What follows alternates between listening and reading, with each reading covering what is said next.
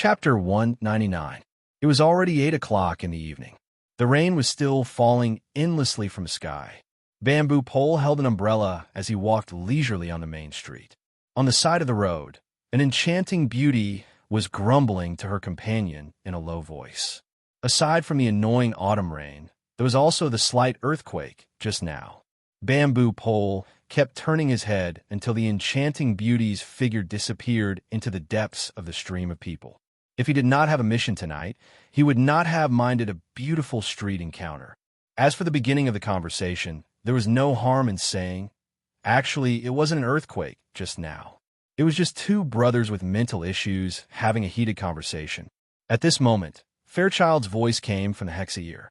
Your order is reflected in your soul. My order is reflected in my fleshly body. We have only completed one side of the problem while hoping to fix the flaw on the other side. The only difference is that I can continue to search for a solution, just like your chains. But you must first complete a difficult surgery and make a systematic correction. The error lies in the theory or in the choice. It will not change the result. This was the longest Fairchild had said tonight. Bamboo Pole found the feeling of being a kindred spirit funny and strange when he heard it. Hold on. Fairchild was implying that he was very interested in Luo Nan's My Heart's a Prison format. Forget about anything else. As long as this conversation got out, the name of Mr. Psychic and his formatting theory would certainly soar. It would resound throughout Xia City. But was that thing really that useful? Bamboo Pole walked into Yulon Hotel with doubts. He took the elevator straight to the 89th floor. This was a restaurant. At a table by the window, a young man wearing a red jacket waved at him. Hey buddy, the best spot. It only costs 20 credits. Bamboo Pole curled his lips and walked over to sit down. The best spot is a block away. Kitty will be happy to trade places with you. That being said, when he looked through the drizzle glass window, he could still clearly see the triangular indoor playground 2 kilometers away. Red Fox grinned with an odd expression. The feeling of the 3 buildings swaying together was really cool. The spaceship is about to take off. The layout of Frost River Reality was very interesting. The entire building spanned across 3 independent buildings, each occupying a portion of the floor. The entire building was painted in the interwoven colors of space black and silver white. It was like a large triangular alien spaceship that was inserted into the city. It seemed as though it could fly into space at any time. Just a few minutes ago, Child had released the Shield of Truth. It was an exaggeration to say that it had shaken 3 buildings, but the strong sense of oppression that spanned the mental and material planes and radiated to the surrounding area covered a surprisingly wide area. Along the way, Bamboo Pole encountered pedestrians everywhere who thought it was an earthquake. Roughly estimating, the radius had already exceeded 3 kilometers. It was truly monstrous. On the other hand, Luo Nan and Cat Eyes, who were in front of Fairchild, were not affected too much. Perhaps Fairchild really was looking at them differently. As a technician, Bamboo Pole was not like the Red Fox. Once he was on standby, he would have nothing to do. The moment he sat down, he took out the foldable, flexible screen that never left his side and started working. With a few movements, he connected to the monitoring system of Frost River Reality and the surrounding buildings. Logically speaking, even if he was an expert in information electronics, this would still be very difficult to accomplish. However, the Society always had shares in Frost River Reality. They had quite a bit of relevant authority. Relying on the temporary authority Wayne gave him, it was relatively easy for him to do these things. Hundreds and thousands of monitoring images switched back and forth on the flexible screen. Only an ability user like Bamboo Pole, who had exceptional dynamic vision, was able to grasp the key information within. Red Fox stretched his head out to take a few glances. He was extremely puzzled. What's the point of doing all this right now? That freak Fairchild has a radius of 3 kilometers. That's a field of control of 30 square kilometers. Right now, we might even be the ones being monitored by him. Bamboo Pole did not even raise his head. He continued to filter through the images with his eyes. It's not that exaggerated. The resonance range of the Shield of Truth and the field of control are different. A ratio of 10 to 1 is already quite amazing. After all, it's a kind of cultivation where the body and soul are fused together. How can it be the same as mental senses? Oh, I forgot. You're an expert in the research of secret orders. Red Fox was the first to breathe a sigh of relief. That earthquake just now had really increased the pressure on him. He was feeling much better now. Don't relax too early. Fairchild has never been a high-profile character. Just now, he actually released the Shield of Truth without the slightest scruple to cover 30 square kilometers. He must have another goal. What's his goal? I don't know for now. Oh, there's a way. This is troublesome. The monitoring images were constantly being cut down. The images of certain people were becoming more and more prominent. Bamboo Pole transferred these images to the psychic wave network. Then, he edited and annotated them before cutting into the encrypted channel. This was so that everyone involved in the operation could see it. Kitty, pay attention. The Order of Justice's secular side can't hold it in any longer. The Knights of Equity have already arrived at least 2 small squads of 10 people. At least half of them have entered the field. Red Fox stared at the image and exclaimed, "Wow, do you see that piano case? I'll bet the points from this operation that it's definitely a large-caliber sniper rifle. Otherwise, it would be impossible for it to pose any threat to Fairchild. They've already begun to occupy sniping spots. This is intolerable." The encrypted channel exploded once again. That's odd. No matter how dissatisfied the secular side was in the past, they were used to being cowards. What's going on this time? They want to start a religious war? The Order of Justice wants to split? That's really good news. The problem is that we've all become fish in the pond. Hiyuan's orders cut into the chaos. Bamboo Pole, Yulon Hotel, is one of the best sniping spots in the neighborhood. It must be included in our monitoring. If it isn't necessary, avoid direct conflict with the people of the Order. Understood? I'm not a combatant. There was no temporary authority to use here. Bamboo Pole could not avoid personally making a trip to the central control room. He stood up and was about to move when Red Fox slapped his thigh. "Look, who's that?" "Zhang Yingying. That girl is participating in the operation? Why is she going over there?" Bamboo Pole was stunned. He hurriedly adjusted the monitoring image and saw Zhang Yingying and a tall beauty wearing a windbreaker walking side by side into Frost River reality. The two of them held each other's arms as they chatted and laughed along the way.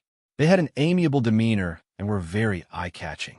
However, the windbreaker beauty's spiritual senses were very sharp.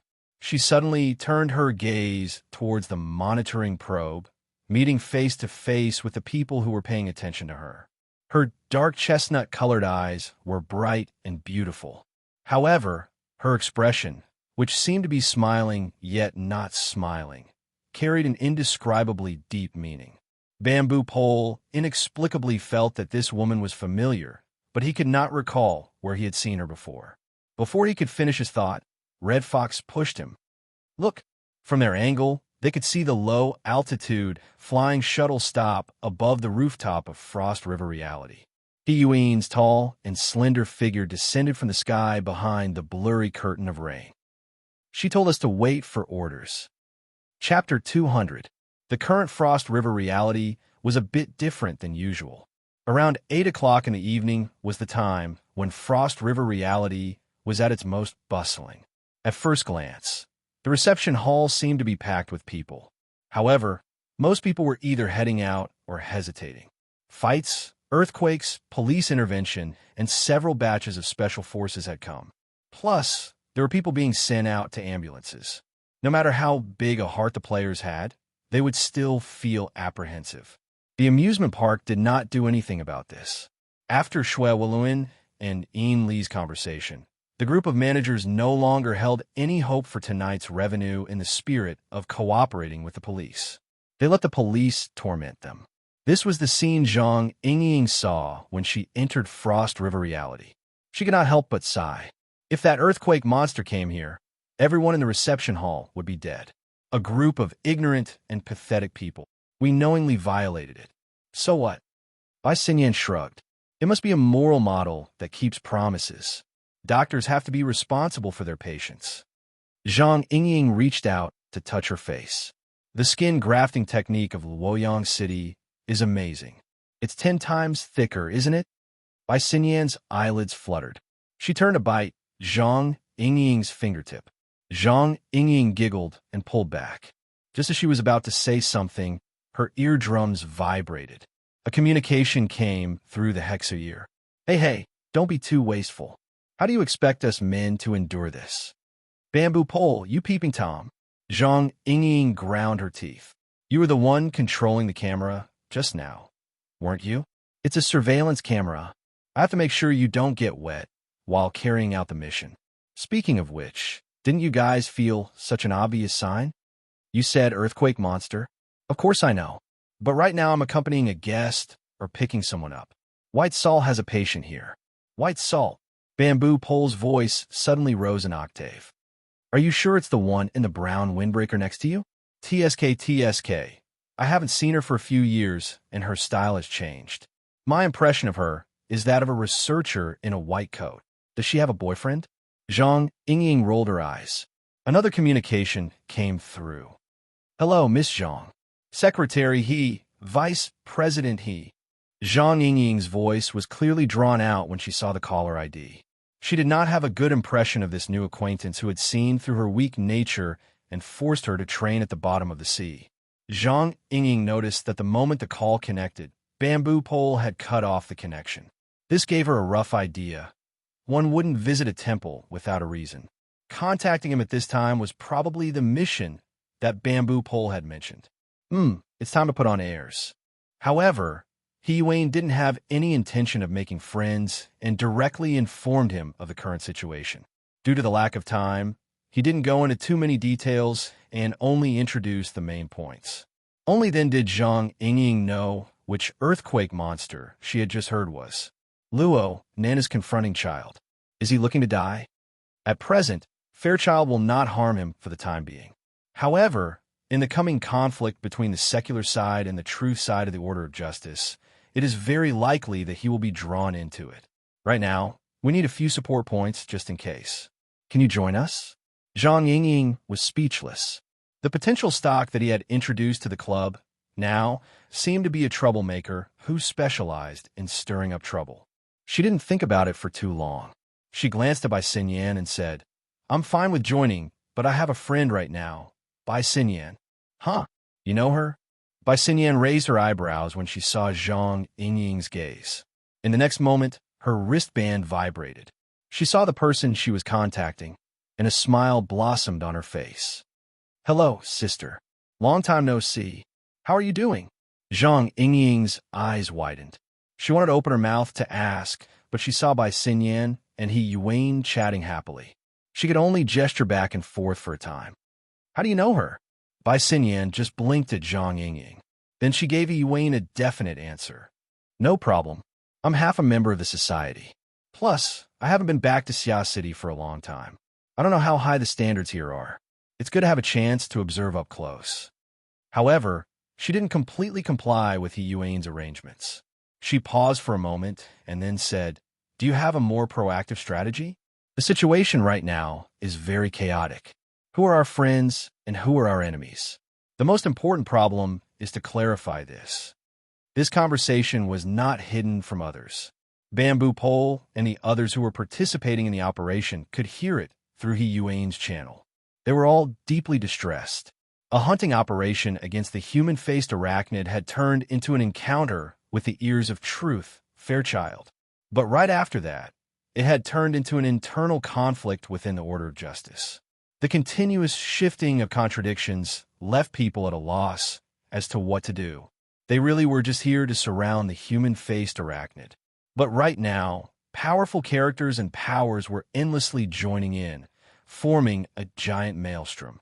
The momentum grew fiercer and fiercer, and it looked as if there was no direction to speak of. These people felt a great deal of pressure, even though they were just there to provide support. In reality, there were already people who were beating the drums of retreat. Red Fox's desire to fight had never been too strong. Right now, the order of justice isn't a cat fight.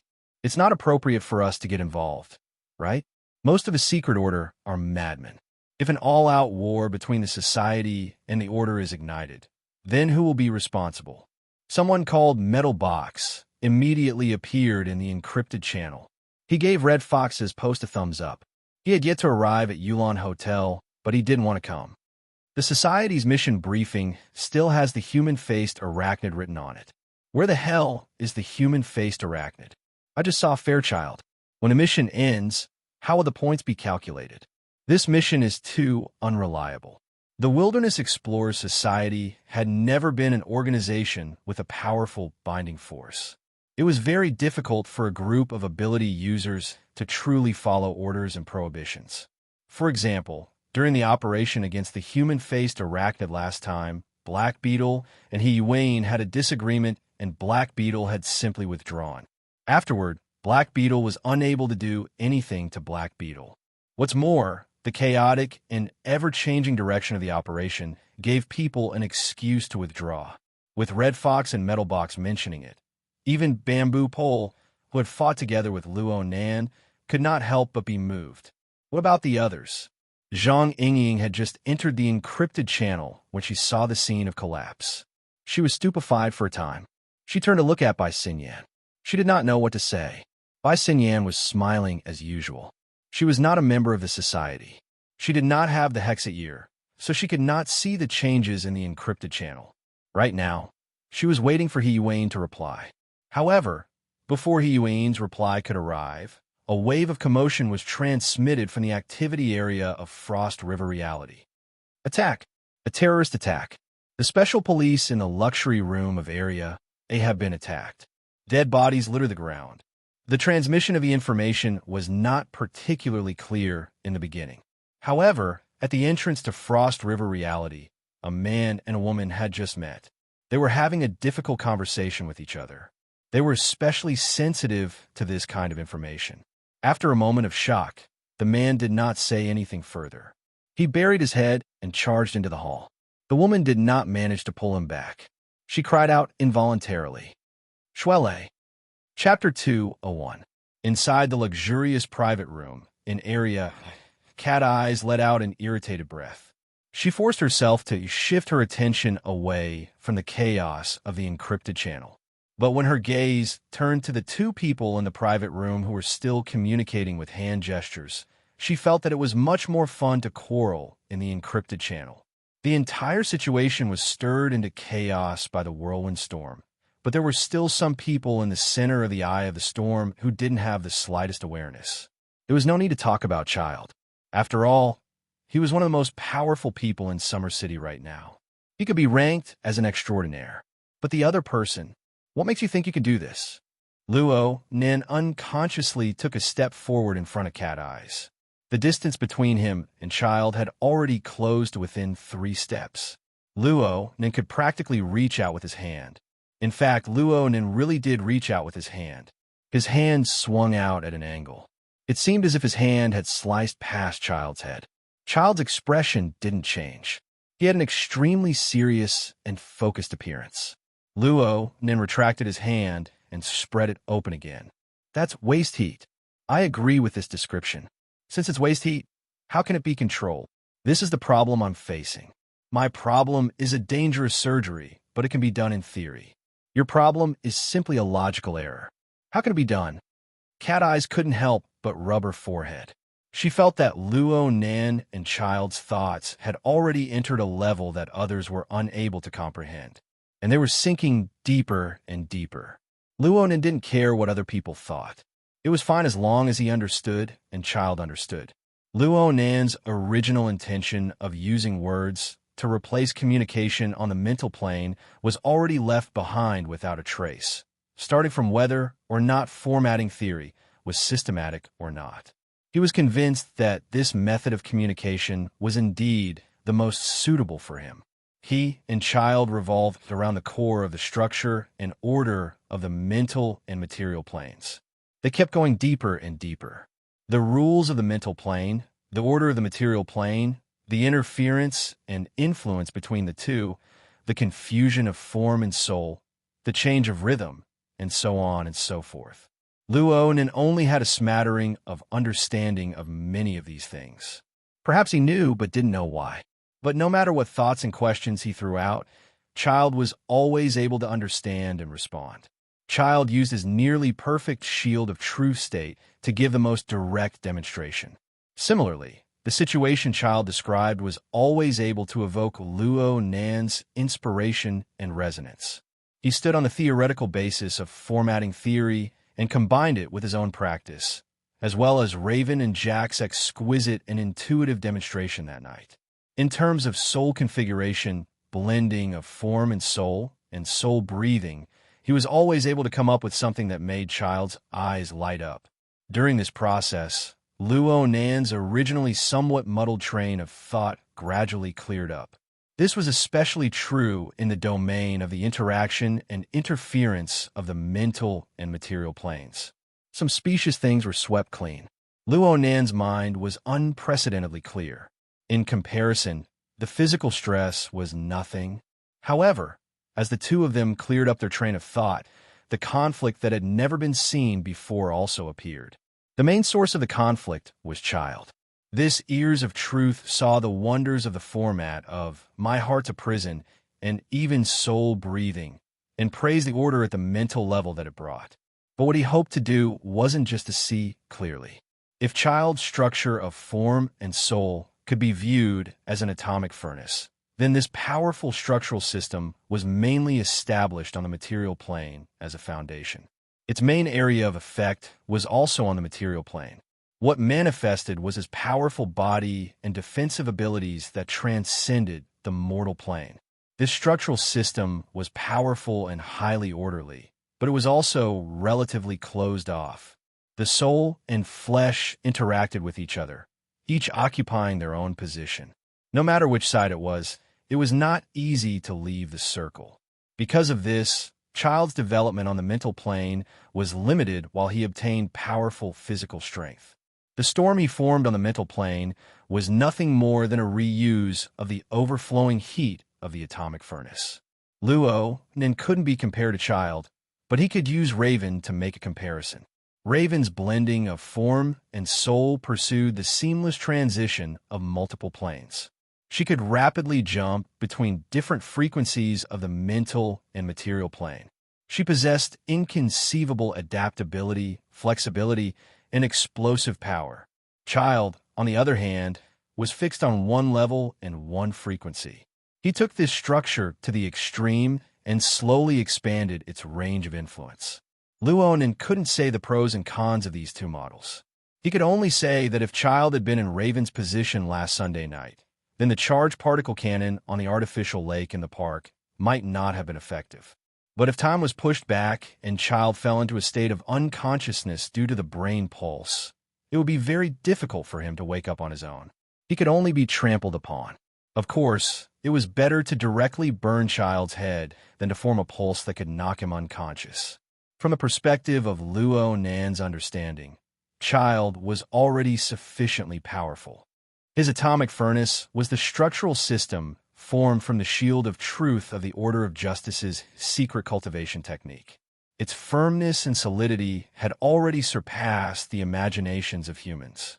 But from Child's point of view, this wasn't perfect. The purpose of cultivation is to explore the truth. We need to observe this world from a more holistic perspective.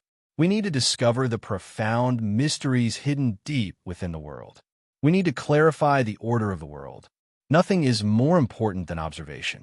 Observation is the most crucial ability for humans to understand and order the world. Currently, at the level that I can reach, my exploration is about to come to an end, but my observation ability is limited by the current structure system. Whether it is in terms of depth or breadth, it is difficult for me to make any progress. This is absolutely unacceptable. Then do you know that there are people drooling over your steel body? Luo Nan understood Child's pursuit, but he didn't believe that Child's direction was correct. Your observation is limited because of your own structural system. I call it the self-format, a high level of order. It affects and disturbs the external environment at all times. Your self-format absorbs negative entropy, and the external heaven and earth format increases entropy, producing waste heat. That it's normal for there to be no order and no rhythm. You can use it, but it doesn't mean that you can break free from this format and start anew. It just means that you are expanding the range of control of the self format. You are constantly distorting the heaven and earth format for your own use. You are influencing the material plane to the mental plane, and I am the exact opposite. Looking at it from this perspective, Cat Eye's judgment of Child being an all-rounder was wrong. Child's foundation was still on the material plane. He was a fleshly body strengthening from head to toe. It was just that he was so powerful to the extreme that he formed an astonishing interference power on the mental plane. Luonin thought again. He grasped soul breathing. After his soul strength increased dramatically, he used his mental power to interfere with the material plane. He formed halos, phantoms, and other anomalies. Those should be the embodiment of waste heat. To read the latest novel without error, please visit Chapter 202. There's a chapter up ahead. Don't miss it, everyone. Theory and practice mutually verified each other. The more Luonin spoke, the more he felt his mind clear and unobstructed. He didn't care whether it was right or wrong. He expressed his thoughts and thoughts directly in his mind. Through words and demonstrations on the mental plane, everything was displayed. The mental self format only needs to focus on whether the operating structure of energy and information is reasonable or not, whether it is efficient or not. It can be modified and changed at any time. However, restoring it to the fleshly body is extremely difficult. It's like the inspiration of a designer. They can produce beautiful renderings, but there is always a distance from practical application.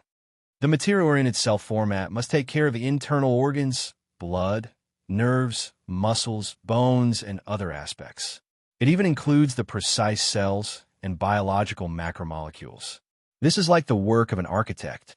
He must fully consider the practicality of every material and every structure. This was not Luonin speaking carelessly. Instead, it was the subtlety that was reflected in Fairchild's previous demonstration. Even though only the tip of the iceberg was revealed, it made Luonin gasp in amazement. Observation is the vocation of mentally enhanced people. They use observation to understand the operating principles of all things in the world. They use observation to experiment and predict a more precise and efficient operating structure of energy and information. Oh, you can call it configuration. It forms a perfect prerequisite. Luonin felt more and more that the word configuration that Jack spoke of was really concise and wonderful. He could not help but use it again. As for the fleshly body-enhanced people, they should pay attention to the actual restoration of the configuration. They should embody the control and transformation ability of the material plane. You're using the material aspect to do work on the mental aspect. Of course, it will be very difficult to succeed. This goes against the laws of the material nature. Fairchild allowed Luonin to talk and demonstrate without end. Though there were many commonplace things within, and he had heard them so many times that he had grown callous from day to day, Fairchild listened quietly from beginning to end. This was because he knew that Luonin wasn't trying to teach or demonstrate anything. Instead, Luonin was sorting out his self-knowledge once more. Only when Luonin clarified the division between the mental and the material aspects did Fairchild speak briefly. Why can't it be done at the same time? Done at the same time? Luonin suddenly choked. He was a bit stupefied. Yeah, why can't it be done at the same time? It's clearly possible. Fairchild had just proposed an idea, but Luonin had a living example. Rue-1, that little girl who was still in a coma, yet her slender body hid an inconceivable ability. She used a few short minutes of murderous attacks to give Luonin the most brilliant demonstration. Luonin once believed that Rue-1 and Child's two models each had their own merits. But now he suddenly discovered that Rue-1's configuration of body and soul was actually the most exquisite model that displayed the effects of balance on the mental and material planes. From Luonin's current level of understanding, it was nearly perfect. It's really enough. While Luonin was in a daze, Cat Eyes had reached the end of her patience. Right now, the society's encrypted channel had completely collapsed. Metal Box had directly withdrawn from the operation. Red Fox and Papercut were also wavering. Wayne had allowed the situation to develop. It was a far cry from her previous strong style. Cat Eyes was the one waiting to be rescued in a dangerous situation. Naturally, she did not feel good about it. Luo Nan, this bastard, was still engaging in conversation that was sometimes unfathomable and sometimes cliched. Fairchild could endure it, but she couldn't. Cat Eyes simply slapped Luo Nan on the back. "It's like a boiling pot outside." "Huh?" As the slap landed, Luo Nan's body fell forward. Fortunately, Cat Eyes reacted quickly. She grabbed his shoulder, preventing him from falling to Fairchild's feet. It must be known that Cat Eyes was sharing her perspective. As long as Luo Nan's situation was within the encrypted channel, there was nothing she could not see. Yuan's cold voice cut in. "What's going on?" Zhang Yingying exclaimed in surprise. Heart Destroyer Palm. Cat Eyes was flabbergasted. Only the heavens knew what was going on. Luo Nan, this kid, had a serious imbalance between his soul and fleshly body, but he shouldn't be weak to this degree. Compared to Cat Eyes' blank reaction, Fairchild was not the least bit surprised. He just took advantage of the situation and raised his gaze to point at an empty area above. There, Luo Nan reacted awkwardly. Due to the demonstration of forgetting himself on the mental plane, he had unknowingly pulled apart the distance between his soul and fleshly body. He had accidentally left his body. Fortunately, he had penetrated deeper on the mental plane. Fairchild, who had been communicating with him all this time, was able to lock onto Luo Nan's position. If he did not leave his body once, it would be hard for his fleshly body to avoid suffering. Luo Nan sighed to himself and was about to go back when Fairchild's telepathic thoughts cut in at this time. He continued with the previous topic. Balancing isn't a compromise. It's a pure correction. Have you ever tasted that feeling? It's like sleeping peacefully within the membrane of a fetus. It's like melting within the radiance of truth. Every breath connects the inner and outer worlds. It's truly exhaling the old and taking in the new. Fairchild's description was a bit abstract and chaotic, but his sincere feelings melded into the storm on the mental plane, giving Luo Nan a vague experience. "We can try it out. You help me first." Anyone else would have been confused by Fairchild's description, but Luo Nan understood it without any difficulty. His mind was suddenly filled with intense curiosity. He forgot about the matter of his soul returning to his body. The heavily chained crow trembled in the next moment and collided with Fairchild's mental storm. Luo Nan's heavily chained crow maintained a defensive stance even during the long standoff and exchange. But this time, under the intentional control of both sides, the offensive and defensive momentum reversed. The heavily chained crow suppressed the mental storm for the first time, invading Fairchild's outer control circle. The power of the format of My Heart's a Prison instantly took effect, sending the format's own order into the depths of this layer of waste heat. This could be considered a kind of blessing, just like it did for Rue 1 and Ink. In this instant, Luo Nan's consciousness cut into the range of Fairchild's mental senses for a brief moment. He brought an area with a radius of 300 meters into his clairvoyance. The cross-section of this vast space was nearly 300,000 square meters. It covered the entire Frost River reality. The high-speed flow of energy and information converged with a rumble. Through a special configuration, the information was sorted out and analyzed. The layers were arranged in a clear and detailed manner. Fairchild narrowed his eyes and quietly experienced this marvelous experience. The profoundness was by no means a simple, all-encompassing perception. Observation brought order, and order was truth. At the same time, observation brought pressure. Because Luo Nan had received Fairchild's mental senses and the corresponding information, it was like he had received an enormous chain hammer that spun at high speeds. His entire soul trembled violently. After all, although Fairchild's sensing range was inferior to Luo Nan's, Fairchild's level of understanding and depth far exceeded Luo Nan's level. This was rich nourishment, but it was also a difficult problem that transcended the class. If Luo Nan had not been in an out-of-body state, This attack would have caused Luo Nan to vomit blood and collapse. And right now, even though Luo Nan was in an out-of-body state, he could still sense that his soul strength had been stimulated. It had clearly grown again and could not be suppressed. How am I supposed to go back now? Luo Nan's bitter smile had just returned when Fairchild suddenly took a step forward. Fairchild's snow-white robes fluttered, and he raised his fist that had been hidden deep within his robes. The fist struck straight out and smashed into the chest of Luo Nan's unconscious body. A mercury-like radiance surged back and forth between the fist and the chest. For the fastest and error-free novel reading, please visit Chapter 203. The instant Fairchild punched, Cat Eyes was like a big cat with its fur standing on end. Her entire body bounced up. Her hand was resting on Luo Nan's shoulder. The powerful shock transmitted from Luo Nan's body made her feel as if she had been electrocuted. Her hand was first bounced off, and then her entire body received the impact. However, this was not the most crucial factor in her intense reaction. At this moment, regardless of whether it was the encrypted channel or her own senses, all of them sent a sharp warning over. The problem was that the warning and stimulation were triggered from multiple points. They came from different directions, different intensities, and different distances. Together, they formed a giant web of danger that made one's scalp explode. It endlessly tested her ability to make decisions on the spot. However, Fairchild's punch had swept away at least 90% of the irritating choices. The only path was laid out before her eyes.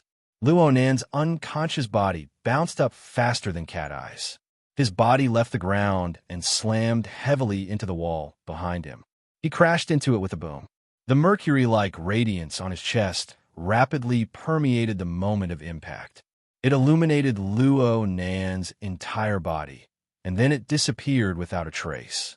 Luo Nan's body went limp, and he sat against the wall. Cat Eyes leaped back and arrived by Luo Nan's side. However, she did not pick him up. Instead, she pressed down on his neck and pushed him down. She laid down beside him. The instant she completed this action, the soundproof walls on both sides of the room exploded with two bangs. A gap the size of half an adult's body was blasted open at practically the same time.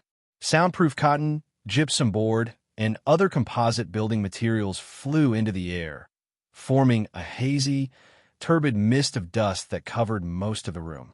But very quickly, the dark red trajectory of the bullet cut the dust into pieces, and the special bullets bombarded the ground and the walls one after another, exploding one after another.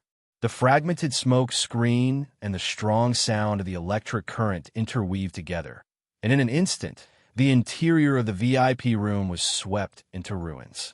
It was easy to imagine that if Luo Nan was still in his previous position, he would have been turned into a sieve in the blink of an eye. The other person in the high-risk area was Officer Xue Weiluan. He had been hit by Fairchild's mental storm and was sitting on the ground in a daze. He was doing his best to recover. Now, the rain of bullets descended and shrapnel flew everywhere, covering him within. Fortunately, Xue Weiluan was wearing the exoskeleton armor. Although he was swept by the wave of attacks, he did not suffer any fatal injuries. Instead, he completely woke up from the stupor of the spiritual shock.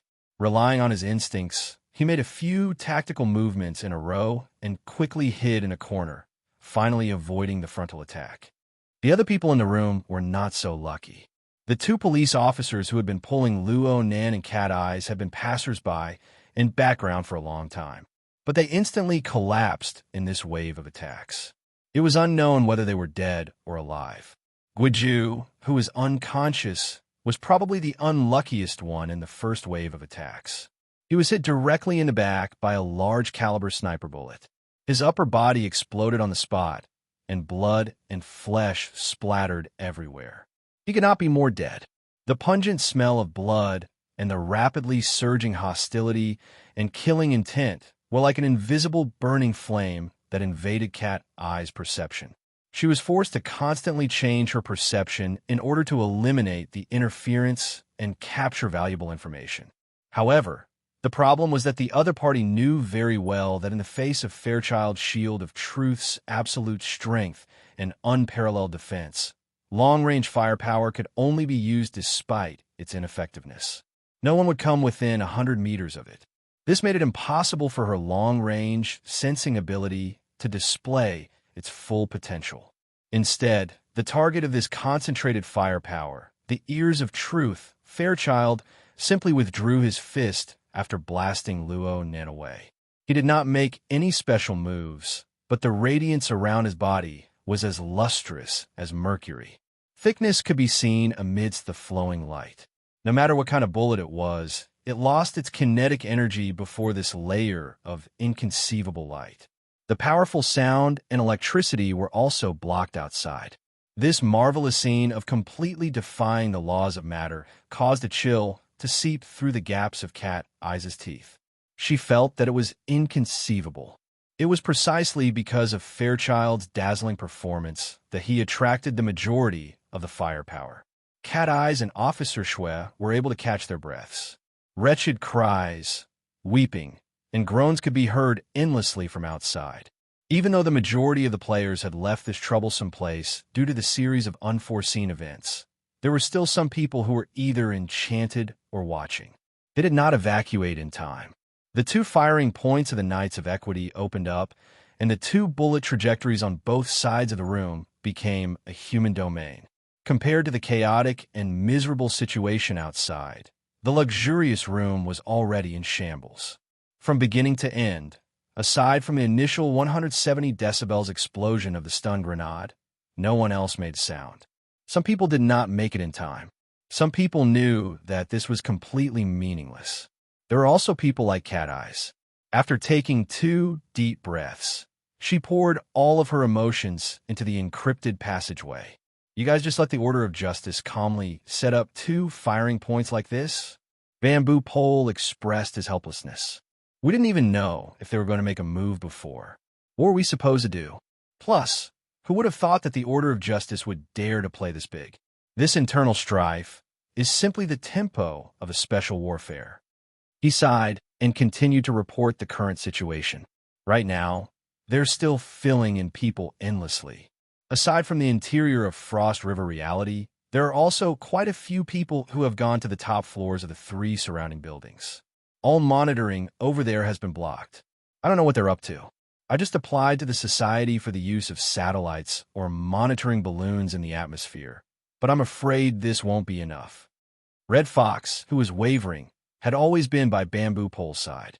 Right now, he complimented and grumbled, there are also people from the Order of Justice stationed here. We don't know when they'll come to the central control room to fight for territory. Mother of Asterisk Kerr, is this really okay? We're the negotiators from the Society.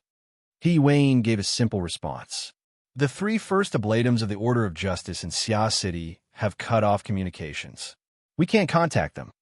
Zhang, Ying clicked her tongue. I remember that they're all on the secular side. Just nice. 3 buildings, 1 per floor. Suddenly, a strange silence appeared in the encrypted channel. A full 2 seconds passed before Zhang Ying whistled. The people of the Secret Order really are all lunatics. Now we don't have to pick a side, right? He Wayne skipped over this topic. Confirm Mr. Luo's status. He's not dead yet. Cat Eyes responded snappily. She turned her head to sweep a few glances at Luo Nan's face. She added, his eyelids are trembling. If he's not pretending to be asleep, then he's carrying out shallow consciousness activities. Perhaps he's trying to comprehend the iron fist of love?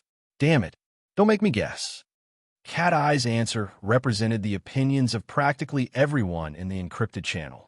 Although they were all surprised by Fairchild's fist, no one expressed any concern for Luo Nan's safety. This was probably the power of a lunatic and a fanatic. Common sense could not be used to judge this type of communication. One could not make wild speculations, lest one be infected. At this time, Cat Eyes' eyebrows jumped. She keenly sensed the changes in the outside world. The attack has stopped. Did you guys make a move? We didn't. Zhang Ying expressed her innocence. Chapter 204. That kid's surname seems to be Shui.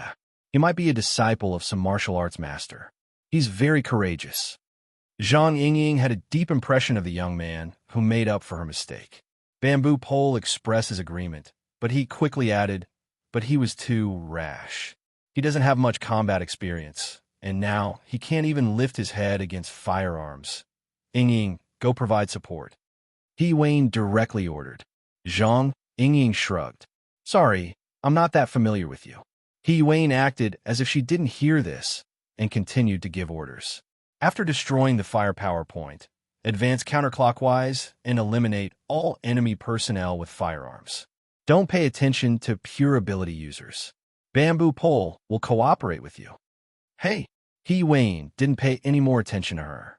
She continued to issue orders one after the other. Bamboo Pole first set up a special communication line for White Salt. Then identify all the firearms personnel and try to save the video. Bamboo Pole understood He Wayne's meaning. That's a good idea. The municipal government and the military have just issued a warning to all parties regarding long-range weapons and highly lethal weapons. We're all enthusiastic citizens now, aren't we? Done. As he spoke, he connected to Bai Xinyan. Her wristband vibrated slightly, and a large amount of information flooded in. Bai Xinyan smiled and lowered her head to carefully comb through the information. At the same time, she raised her hand and waved at Zhang Yingying. Zhang Yingying, who had a stomach full of indignation, could only look up to the sky and roll her eyes. She turned around and snuck towards the location that the bamboo pole had pointed out. He Wayne's tone became a bit more polite.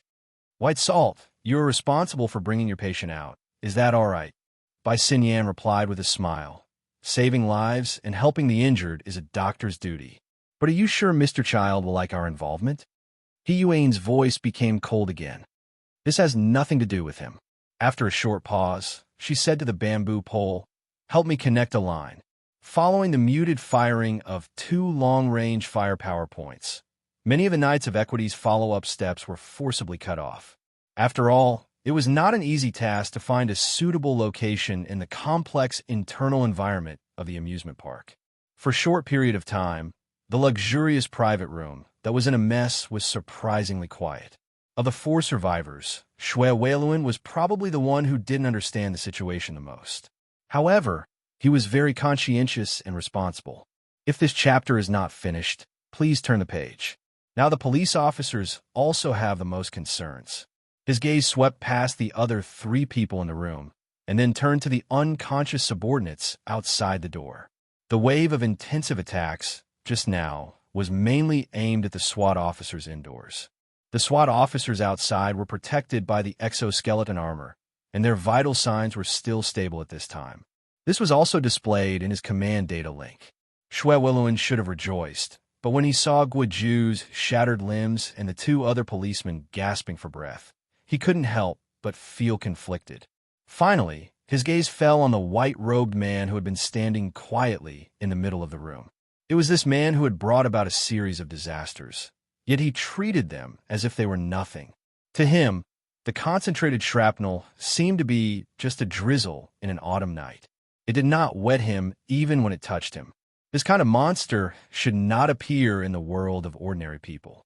The enormous pressure that followed closely with it would follow the slope created by the higher and lower levels and crush the weak and confused people like a torrent, causing terrible damage. Shui Weiluan sighed with emotion, which was rare for him. At this moment, a buzzing noise came from the communicator. A somewhat hesitant voice said, "You can talk like this? The police data link isn't that easy to hack into, right?" Even though the distance was a little far and the voice was too faint, how could Shui Weiluan not hear it? His heart tightened. "Leister, is that you?" Dad, are you really okay? I'm with Nanster's friend now. Everything is fine." On the other side, Shui tried his best to make his voice sound more relaxed. The problem was that no one knew his son better than his father. Shui Weiluan could tell from his son's slight breathing that something was wrong. What's more, the dog's tail reporting that I'm safe was a clear loophole right in front of him. Shui Weiluan's mind spun and his hair stood up in anger. "You're here? Just based on your mediocre skills? I shouldn't have sent you to the dojo in the first place. Do you know what kind of place this is?" In a moment of desperation, Shwe Wayluin couldn't care less about anything else. His roar rushed out of his visor and echoed in the ruined private room. Despite being separated by several hundred meters, Shwe was still harshly lectured by his father. Shwe could only shrink back for a time. Zhang Yingying giggled happily to the side. No matter who was unlucky, she was always able to find some fun. Shwe, did you hear that? Get the hell out of here right now, Shwe. This chapter is not finished. Please turn the page. Shweluin's roar swept through the damaged room, with air leaking in all directions. There wasn't even a single echo. But Luo Nan, who was pressed to the ground by cat eyes, opened his eyes after his eyelids trembled twice. Oh, Leister came in. You're awake? Cat Eyes was a bit surprised. I thought you were going to pretend to be unconscious until things were over. Pretending to be unconscious was naturally an insult. Luonin just laughed at this. But he soon discovered that he was lying shoulder to shoulder with Cat Eyes. They were too close to each other. The two could even hear each other's breaths. It was a bit awkward. Luonin flipped over and sat up. This single movement caused the bones and muscles of his entire body to emit fine sounds. His body froze, but he soon relaxed. He twisted his neck, and the expression on his face was rather subtle. Cat Eyes was still lying on the ground. She said with a frown, Hey, aren't you afraid of getting shot in the head? Didn't they all get cleaned up? The remaining long-range firepower points are all retreating outside. Cat Eyes felt that the two's current posture was far too awkward. She saw that Luo Nan spoke with certainty and thought for a moment. She simply sprung up and glared at him with cold eyes. How do you know? I'm fine, Luo Nan responded slowly. His gaze never left Shwe Wayluin, who was on the other side. Shwe Wayluin was already hopping mad.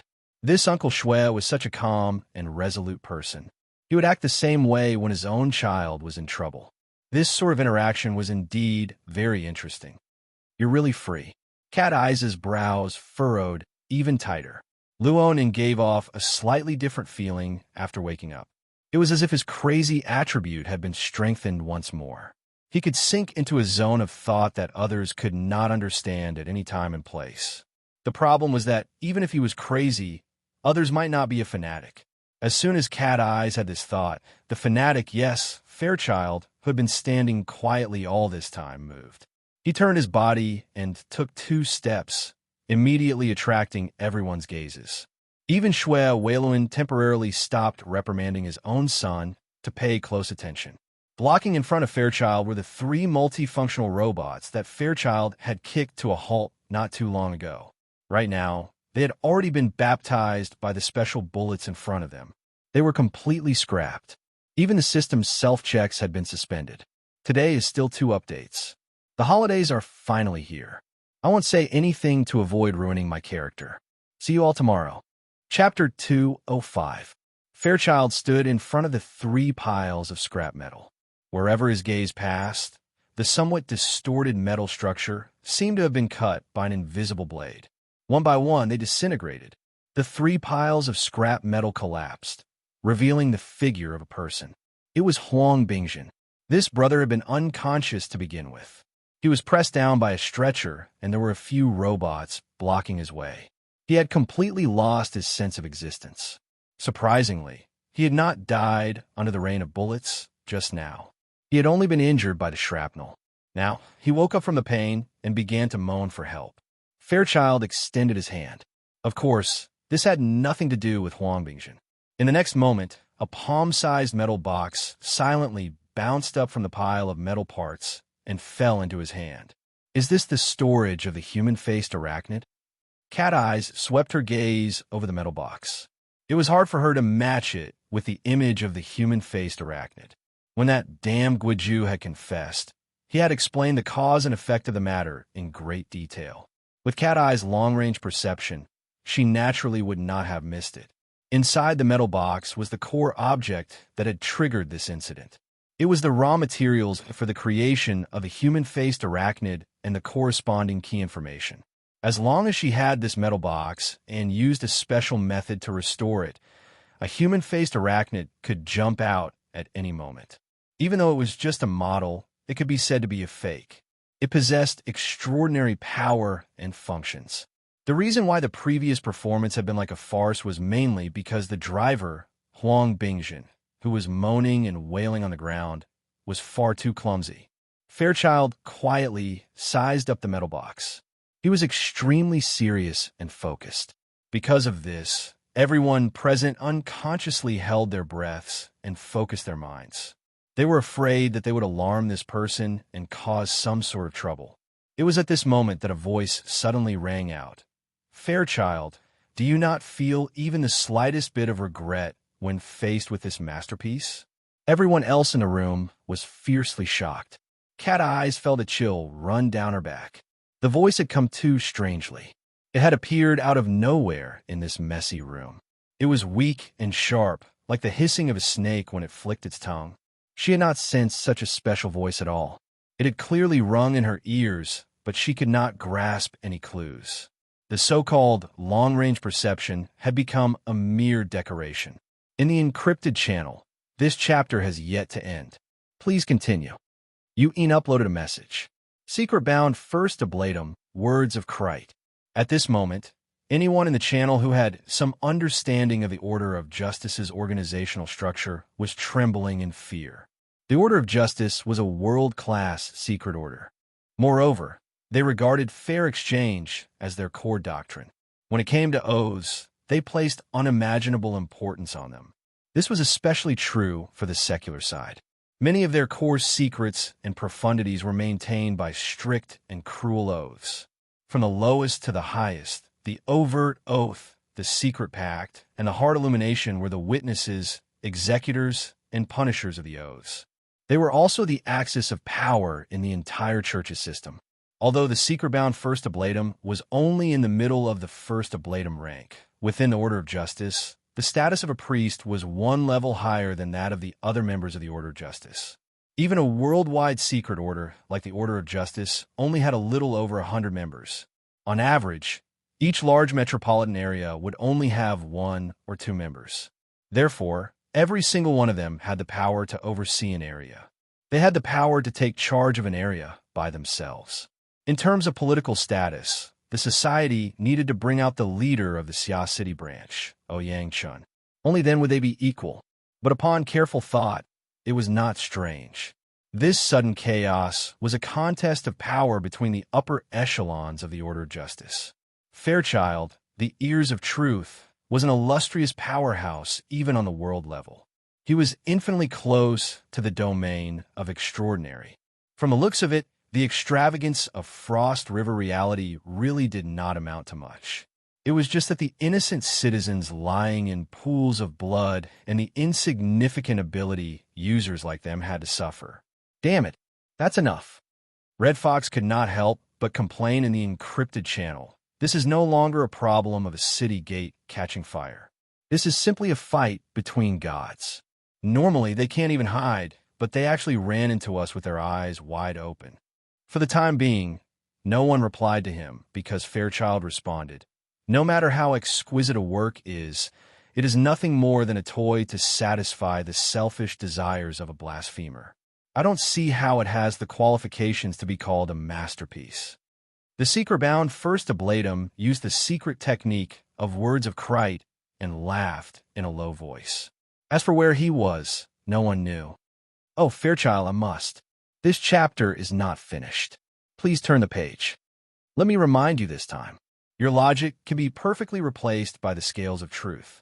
Are you saying that the sacred object that can bear the weight of the Order's sacrificial vessel is nothing more than a big toy to satisfy the desires of the believers?" Fairchild's expression did not change. This was not the first time such a debate had occurred. He knew very well that using words to refute Wang was meaningless. And Wang, you only need to understand one thing. This thing will not return to your hands. Your laughable divine replacement will ultimately become a meaningless dream. So you choose to cooperate with the Ability User Society.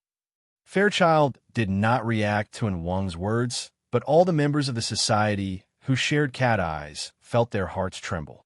These words were tantamount to the most serious accusation. A single misstep would be the beginning of a conflict between the two world organizations, the Order of Justice and the Ability User Society. Fairchild was too lazy to defend himself. I only eliminate those who blaspheme against the truth. The entire room trembled slightly as soon as he finished speaking. The mercury-like radiance around Fairchild's body rippled and tore apart all channels of information flow. The words of Crite was also blocked outside. Fairchild immediately dropped his arm. The snow-white sleeve of his robe covered the metal box. No one knew what he would do next. However, the encrypted channel was in an uproar because of this series of words. Red Fox was the most excited. He let out a blood-curdling scream. We've really been tricked this time. Fairchild is pushing the boat with the current. He's using it too ruthlessly. Eliminate your sister. Cooperation your sister. Can't you just make things clear? Zhang Yingying had entered the channel a little late, and she had not looked at the historical information in detail. She was completely confused and had the mentality of watching a good show. That metal box is really crucial. I'm afraid there will be a bloodbath over it. The human-faced arachnid is hidden in this box. That Guiju came specifically to retrieve it, but I heard him say something about downloading it. Bamboo Pole, a technician, was more concerned about technical issues. He asked Cat Eyes, "What did that Guiju say earlier?"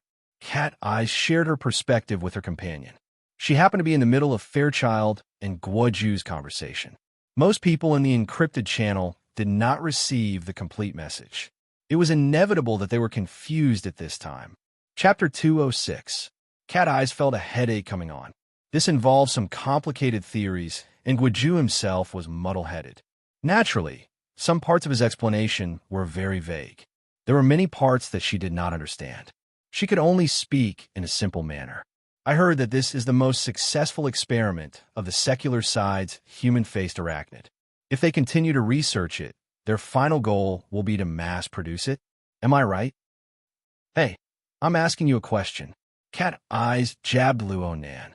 Luo Nan was a bit surprised. You're asking me? Who else would I ask? This is a serious matter that Fairchild needs to handle. You chatted so happily with him. Did you ask him clearly? There's no value in discussing this. Luo then shook his head honestly. His conversation with Fairchild mainly concerned the mutual interference between the mental and material planes.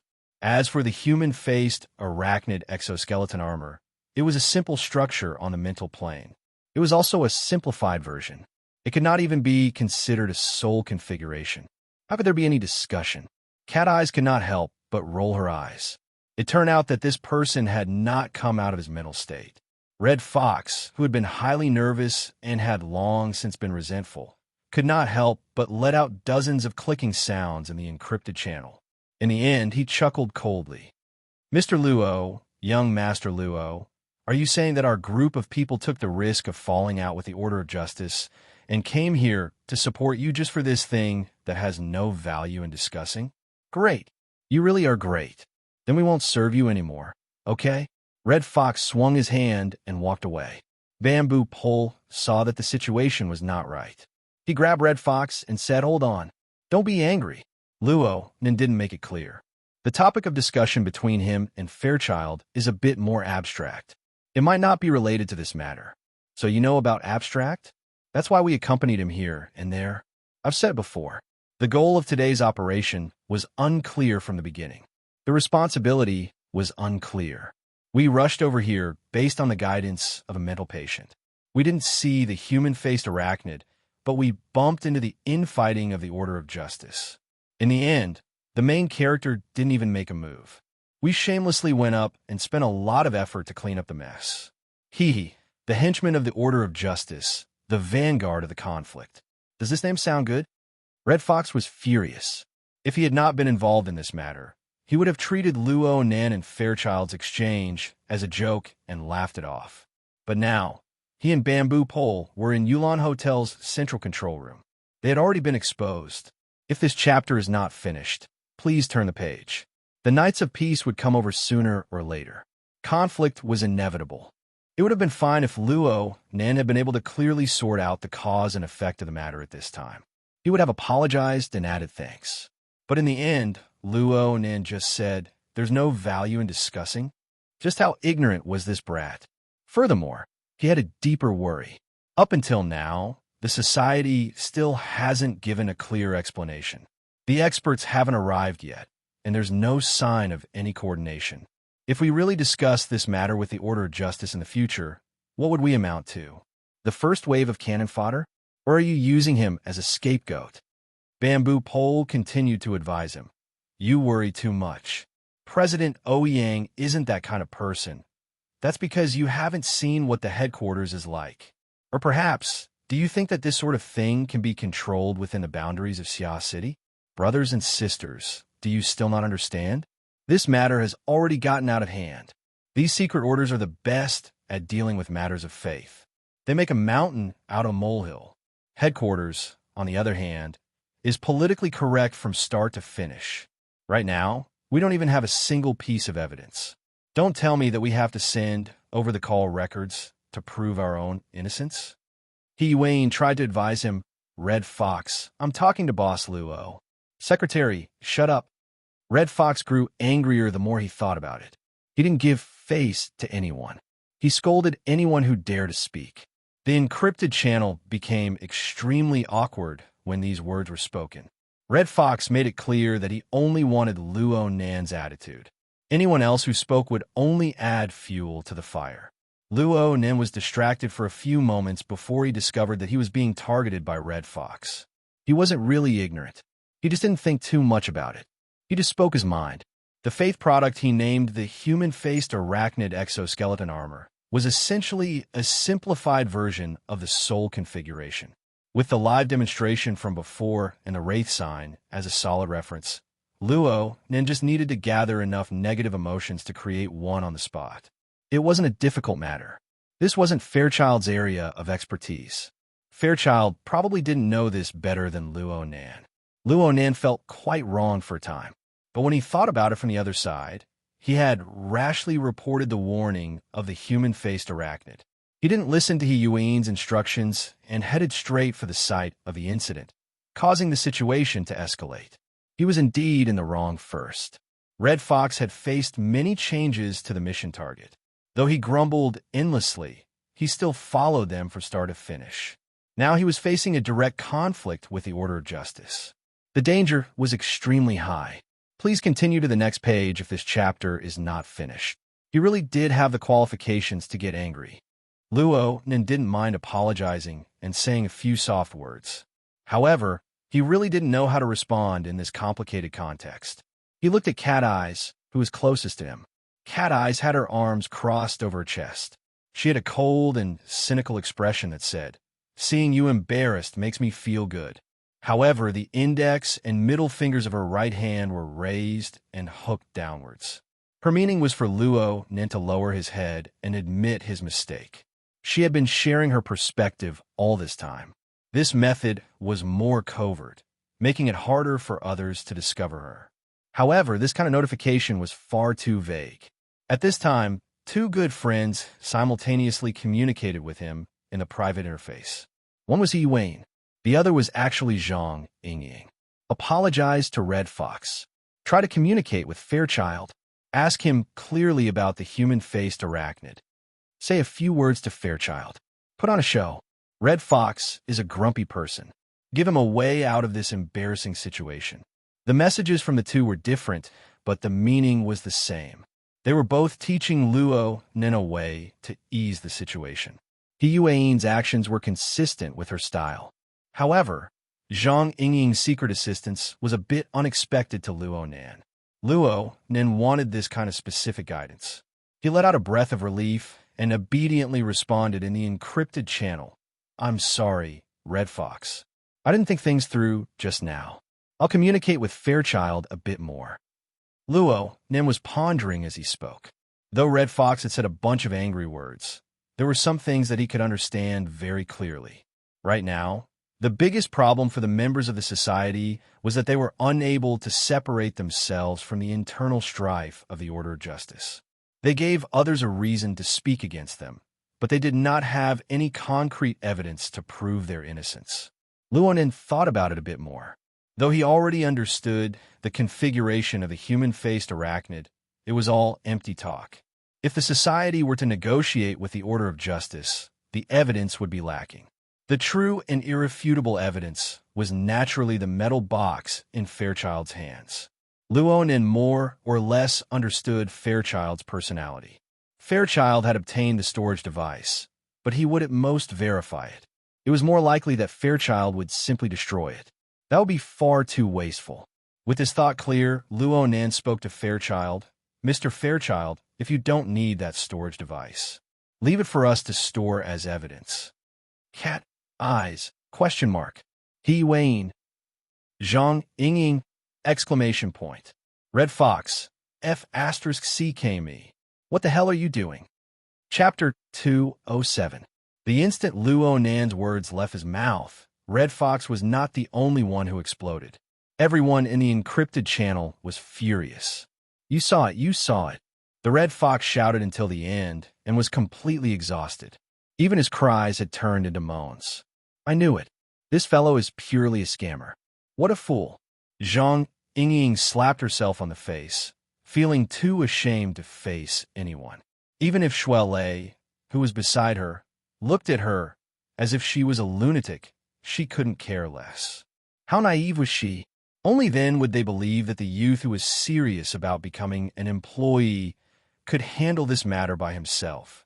Bamboo Pole, who had always thought that he possessed the calmness of a technician, couldn't help but say, in the future, it's better to let him use his pen and not his mouth. Truthfully speaking, Luonan's words just now really left people speechless. It would be too presumptuous to say that it was a request. After all, Fairchild had just expressed his attitude towards the secret-bound officiant, and Wong. That metal box was an important item that was not up for discussion. Why should he give it to him? A single mistake, and they would fall out with each other. It would be absurd to call a negotiation. Right now, the Order of Justice's secular faction had their eyes on this metal box. Even if they were to start a massacre in the bustling city center, they would not hesitate. With this kind of determination and willpower, anything could be burned to a crisp. Yet you actually want to take it? What kind of spirit was this? Actually, Luonan himself felt a bit odd after he spoke those words. He saw the reaction in the encrypted channel and knew that he had said the wrong thing. But at this time, Fairchild turned his head and locked gazes with Luonan. He muttered to himself for a moment before nodding. If you want it, here. As he spoke, Child had already tossed the metal box in his hand, crisp and efficient. Don't take it. Can you not be so fragile? Look, he's taking advantage of the situation. The encrypted channel was filled with a wave of rejection, but it was impossible for Luonan to slap the metal box back. He instinctively extended his hand, and the metal box was placed between his 5 fingers. There was a slight feeling of heat in his hand, like the heat dissipating from a high-speed operating instrument. At this moment, in the encrypted channel, half of the people were wailing, while the other half remained silent. The atmosphere was like the end of the world. It was well done. If this chapter is not finished, please turn the page. Was he stupid? Hopelessly stupid? Luonan always had a bit of temper. It wasn't that he couldn't accept opinions, but he admitted that his level of communication still needed to be improved. But what the hell was this atmosphere? As if the planet was going to explode in the next moment. The metal box had played an important role in the whole process. From the moment Guiju confessed, it should have been obvious to everyone. He took a deep breath and sent out a message in the encrypted channel. Isn't this storage unit the ironclad proof that the Order of Justice is researching and experimenting with the human-faced arachnid? Yo-ho! Does young Master Luo feel wronged? The Red Fox sneered. Solid evidence? Based on the external parts of a robot? Based on the one-sided statement of a dead man? Or was it based on the obscure communication between Child and the secret covenant officiant? Young Master Luo, let me teach you something. The words of Krite is a secret covenant technique of the Order of Justice. No equipment can record it. Luonan was baffled. He continued to speak in the encrypted channel. The society intervened so early. All sorts of monitoring, perspective sharing, and video archiving have been done extremely well. The entire plot chain is clear and complete. It is far too easy to fake in this world. Your ability user society intervened so early. You guys must have made arrangements long ago, right? Red Fox mimicked the words of the Order of Justice, directly making Luo Nan choke. Luo Nan felt that he was unable to speak, but he was unwilling to admit defeat. He ground his teeth and used his mind as the tip of a pen to draw a simplified 2D structure diagram in the encrypted channel. Although it was simplified, the crisscrossing lines and the precise layout of the graphics stitched together made the encrypted channel go silent. Red Fox was a bit stupefied. "What do you mean by this? Are you trying to curse me?" Luo Nan hastily drew the diagram and used the marking function of the psychic wave network. He used an eye-catching red pen to draw over a dozen red circles on the 2D structure diagram in a single breath. This is the energy and information storage structure used by the storage unit. It includes the simplified restoration technique. Many of the details involved are special patterns that appear over and over again. Are these the exclusive uses of the Order of Justice?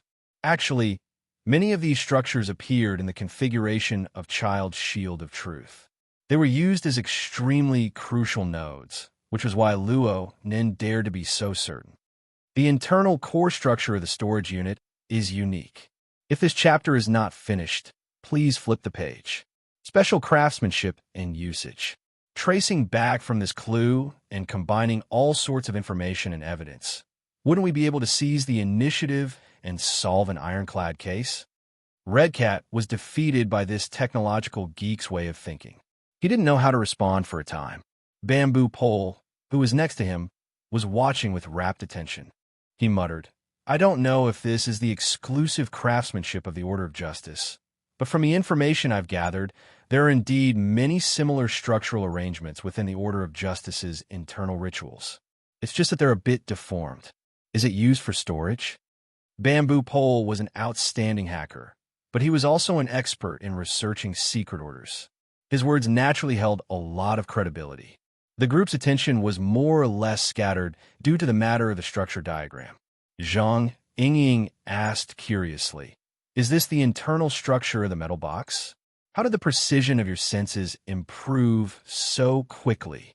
"If this is the internal structure of the storage unit, then it's the result of my mental senses just now. Then, with the volume of the metal box, the precision of my mental senses should be close to the micron level." After entering the encrypted channel, Bai Xinyan, who had been silent all this time, spoke for the first time. She spoke with a dull tone. "Student Luo Nan, the burden on your body is too heavy." Luo Nan remembered that she used to address him as Mr. Luo. Was this a drop in status? He was stunned for a moment before he responded, "There's nothing wrong with my body. I just believe that this evidence is sufficient to prove the facts. It can be completely turned into an ironclad case." Red Fox slowed down after being continuously interrupted by these people. He saw that Luo Nan was still stubborn, so he went all out with Luo Nan. "Handle a case? What case will you handle?" "Handle whose case?" "Who will handle the case?" "The society handles the case of the Order of Justice." "That's not called handling a case. It's called conflict. It's called all-out war." Young Master Luo, no matter how large the ability user association behind you is, it is only a loose organization of members. A single operation would cause quite a few people to run away. As for the Order of Justice in front of you, it is a world-class secret order with millions of pious believers and a handful of extraordinaires. Do you understand the gravity of this? Also, there's a common saying in this world. It's called 1 yard is another yard. The society can make things difficult for the Order of Justice. They can say that they are raising human-faced arachnids. There's no problem with that. But for the Order of Justice, you can't involve yourself in their internal affairs. This is F*King politics. This is F*King reality. Chapter 208. A string of cynicism and mockery was sent over. While Red Fox was talking incessantly, he made the same mistake as a newbie. He used the hexa ear as a communication device. He completely forgot about telepathic communication and simply roared.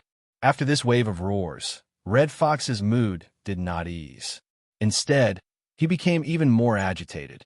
He smashed his fist heavily on the control panel and cursed, "Idiot!" Even so, he still felt agitated. He tugged at his red jacket and cursed again Scammer. Bamboo Pole shook his head. He did not speak in the encrypted channel. He only spoke in a simple manner and advised, "Don't look at how he calls you, mister. He's still a child.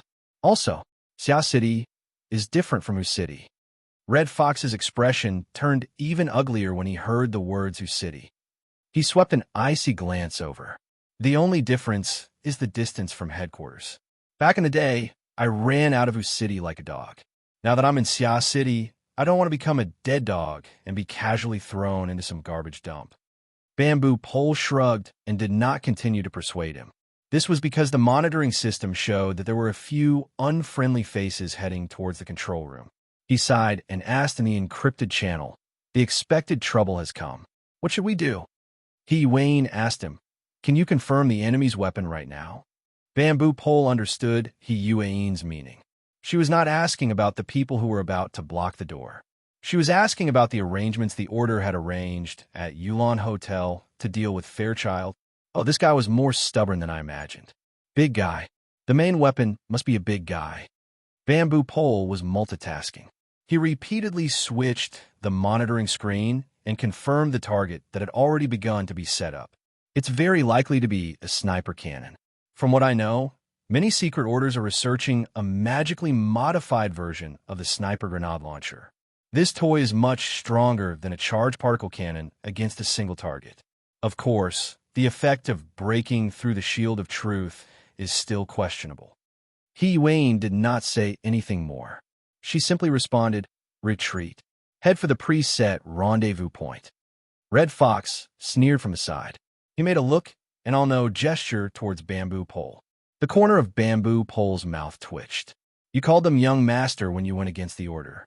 Now that you retreated, you threw up your hands. In the end, you were still unhappy."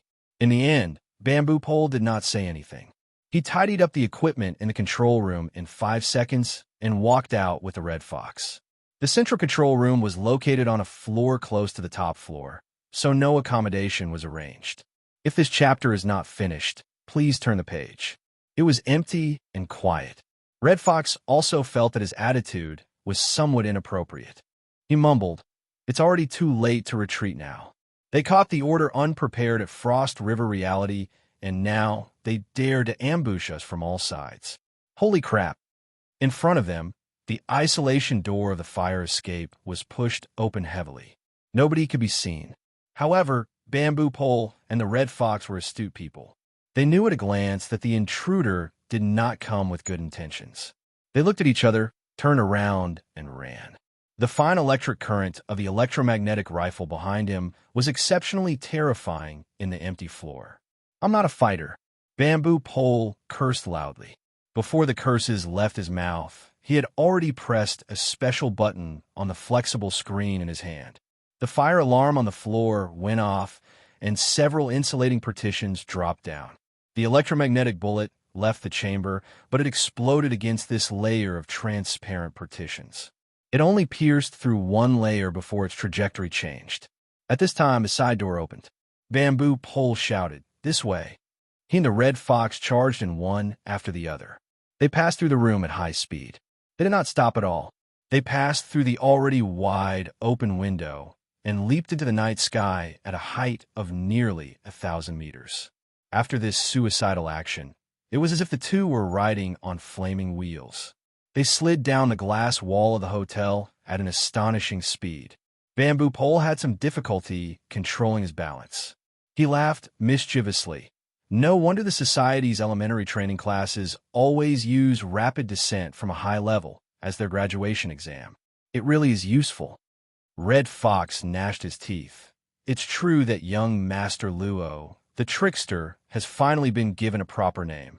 The chaotic situation at Yulon Hotel naturally appeared in the encrypted channel. Red Fox, who complained the most, could not be distracted right now. Luonin received less than half of the criticism, but his mood did not improve. Words were like knives. They did not cut the skin, but the pit of the heart. Luonin was baptized by Red Fox's political and realistic speech.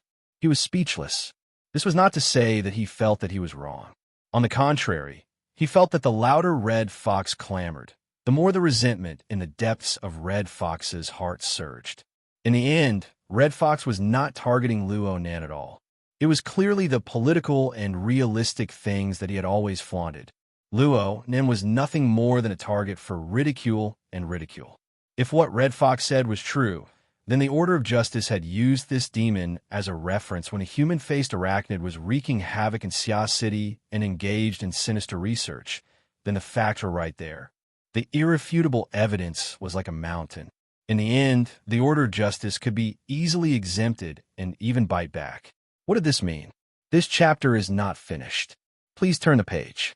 As for the veracity of Red Fox's words, let's not talk about the reactions of some people in the encrypted channel. Luo Nan's personal experience with the Bloodflame Order was a very good example. Mo Luan had brought the human-faced arachnid to graze and made a move against the members of the society. In the end, the matter was left unsettled. Back then, Luo Nan had taken over the human-faced arachnid's nest. He had taken great advantage of it, so Luo Nan did not think too much about it. Now that he thought about it, wasn't it just as Red Fox had said? Politics? Reality? Luo Nan would not find it strange at all if this happened in the secular society.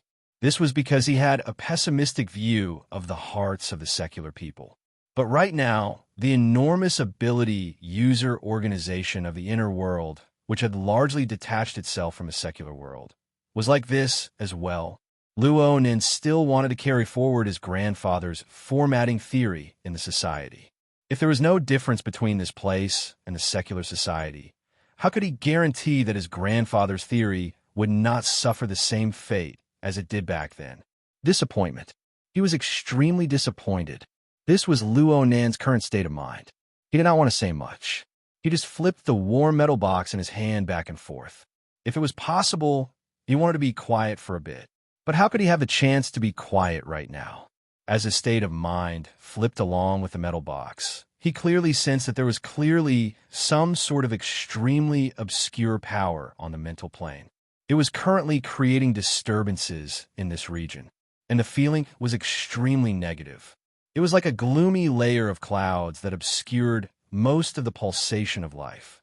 Luo Nan could feel the malice rippling through the void. This was the true means of the secular side. Luo Nan's hand stopped moving as the dark cloud pressed down. He raised his head slightly and just happened to meet Child's eyes. Those gray pupils looked like layers upon layers of hazy dark clouds at first glance. However, the firm willpower was like sunlight that pierced through the clouds. It was hard to look straight at. Child did not know why Luo Nan was in a daze. His gaze still fell on the metal box that Luo Nan was flipping over and over in his hand. A moment later, he suddenly spoke. We have yet to touch the entirety of truth. We are filled with anticipation toward its true appearance. Because of this, we are exceptionally unable to endure interference, as well as the blasphemy toward our pursuit of goals. The truth has yet to be seen in its entirety. I can only guarantee that the place I stand is the domain of truth. As his voice rose and fell, the light on his body flowed like mercury. It reflected a faint glow on the ground, and a blurry wave of light spread outward. Men are afraid of entering the wrong profession. Chapter 209. The dark clouds on the mental plane covered the entire surrounding area. They constantly disturbed and changed, attempting to attack Child's domain. Later on, due to the continuous changes, the essence of the dark clouds appeared. They transformed into sinister and fleeting whispers of incantations that appeared on the material plane. Words of Krite. Cat Eyes reached out and pulled Luo Nan back. Her expression was grave, as if she was facing a great enemy. The point of fire was blocked, resulting in a momentary disconnection. Then the methods of the secular side finally appeared once more. Moreover, they had already given up on traditional long-range attacks. They directly used extraordinary powers. This was not First Ablatum and Wang's mode of pure communication. The hissing incantations were filled with the power of darkness and cold. The lighting within the room had been mostly wiped out due to the shrapnel of the rain of bullets. When the incantations manifested, the darkness grew deeper. The little bit of light that was left revealed bizarre and dazzling scattered trajectories. It was as if the room had been warped. In comparison, the space that the light of Child's shield of truth could fill was limited. However, the place where he stood still shone with light. It was pure and clear. No matter how the incantations disturbed and changed, not even a little bit of it could seep in. Luo Nan's eyes focused on the pure and clear light. He muttered hoarsely, "The place where I stand is the domain of truth. If you want to believe in religion, you'll have to wait until you return alive." Cat eyes tugged at Luo Nan again, indicating that he should pay attention to the encrypted channel. He Wayne had already issued the order to retreat. Luo Nan did not move. It would not be easy for them to leave under the current circumstances. In the next moment, the light coming from the main door was cut off. There were two more thumps. Someone was knocking on the door frame. The force was so great that the entire room seemed to tremble twice. However, the person at the door did not seem to have any intention of deliberately exerting force. This person was not wearing any protective armor. He was over 2 meters tall. He stood in front of the door with his head slightly lowered to avoid bumping into the door. He was even bare-chested. His skin was pitch black and glossy. His bulky muscles were connected by tough fascia. They rose and fell with his breathing. He was like a standing black tiger. Just by looking at his physique, he was stronger than the already tall and sturdy Child. The person ignored the gazes of the others in the room. He simply welcomed the light from Child's body and grinned, revealing his snow-white teeth. "Mr. Child, long time no see. Oh, you might not remember me." "Baze," Child whispered the man's name. "Thank you, Mr. Child, for remembering me." The dark-skinned man named Baze addressed him as Mr. Child. His tone was polite and gentle, which did not match his appearance. "I've always been very grateful to you for teaching me when I first joined the cult. You were the one who taught me the stages of cultivation and the importance of temperance. Unfortunately, I chose another path in the end. I feel that the unrestrained, simple, and violent style suits me better. Moreover, my strength has not left me because of this." Luo Nin watched Baze display the appearance of master and disciple reuniting, but he felt an extremely dangerous tension emerge from the body of this dark-skinned, brawny man. He could not help but ask, "Who is he?" "Black Tiger Baze. He's the vice captain of the Knights of Equity's Xia City branch." Cat Eyes extended her hand to support the crooked brim of her hat. She subconsciously made her entire outfit more neat and tidy in preparation for the upcoming bitter battle. Since there was internal strife among the upper echelons of the Order of Justice, the appearance of a fellow like Baze was not strange at all. However, the pressure of theory and the feeling of reality were different in the end. She needed to give Luo Nan, who lacked common sense, a supplementary lesson. At the same time, she gave herself a reminder. He's a freak who can defeat and awaken purely by relying on his innate physical strength. But there are also people who say that he obtained this ability through the Order of Justice's life and death sacrifice. In any case, if you were to pick the 10 people with the strongest physical strength in Xia City, Cragburst would barely rank at the bottom. Senior Giant Arm and Senior Zhongji of the Society would probably rank in the middle. They rely on explosive power and skill to win. And this person can rank in the top 3 no matter what. Luonin went, "Oh." Finally, he had a clearer understanding of Baze's strength. He had personally witnessed the abilities of Cragburst, and Giant Arm Cragburst was someone who could remain unscathed even under high explosive incendiary bombs. As for Mr. Giant Arm, he was a pure martial artist. The power of his fist penetrated through the metal box and forcefully stuck Jack, who was in the deep blue walker state, to the spot. He truly did possess inconceivable skill. Luo Nin did not know what kind of style he would display when he truly fought. Baze was able to suppress those two in terms of physical strength. His strength could be imagined. At this time, Wayne sent out a message in the encrypted channel. Pay attention. Baze's physical strength is admittedly powerful, but he has never relied on his physical strength. As for what he relied on, Baze, who was blocking the entrance to the room, had already begun to reveal it. He took a deep breath and lowered his head slightly. His pitch-black skin was already shining with a glossy sheen. Pattern after pattern continued to light up. It was as if an incorporeal object was writing warped characters on his body. The light in the surrounding area warped even more fiercely. It was as if every character had ignited with fire, penetrating deep into his body and burning through the void. The hissing of the words of Krite echoed like this.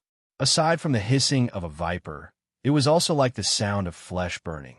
Hiyuin's interpretation was updated in a timely manner. Baze is a human weapon of the Order of Justice. Through him, the first ablatum can fully display the power that exists on the mental plane.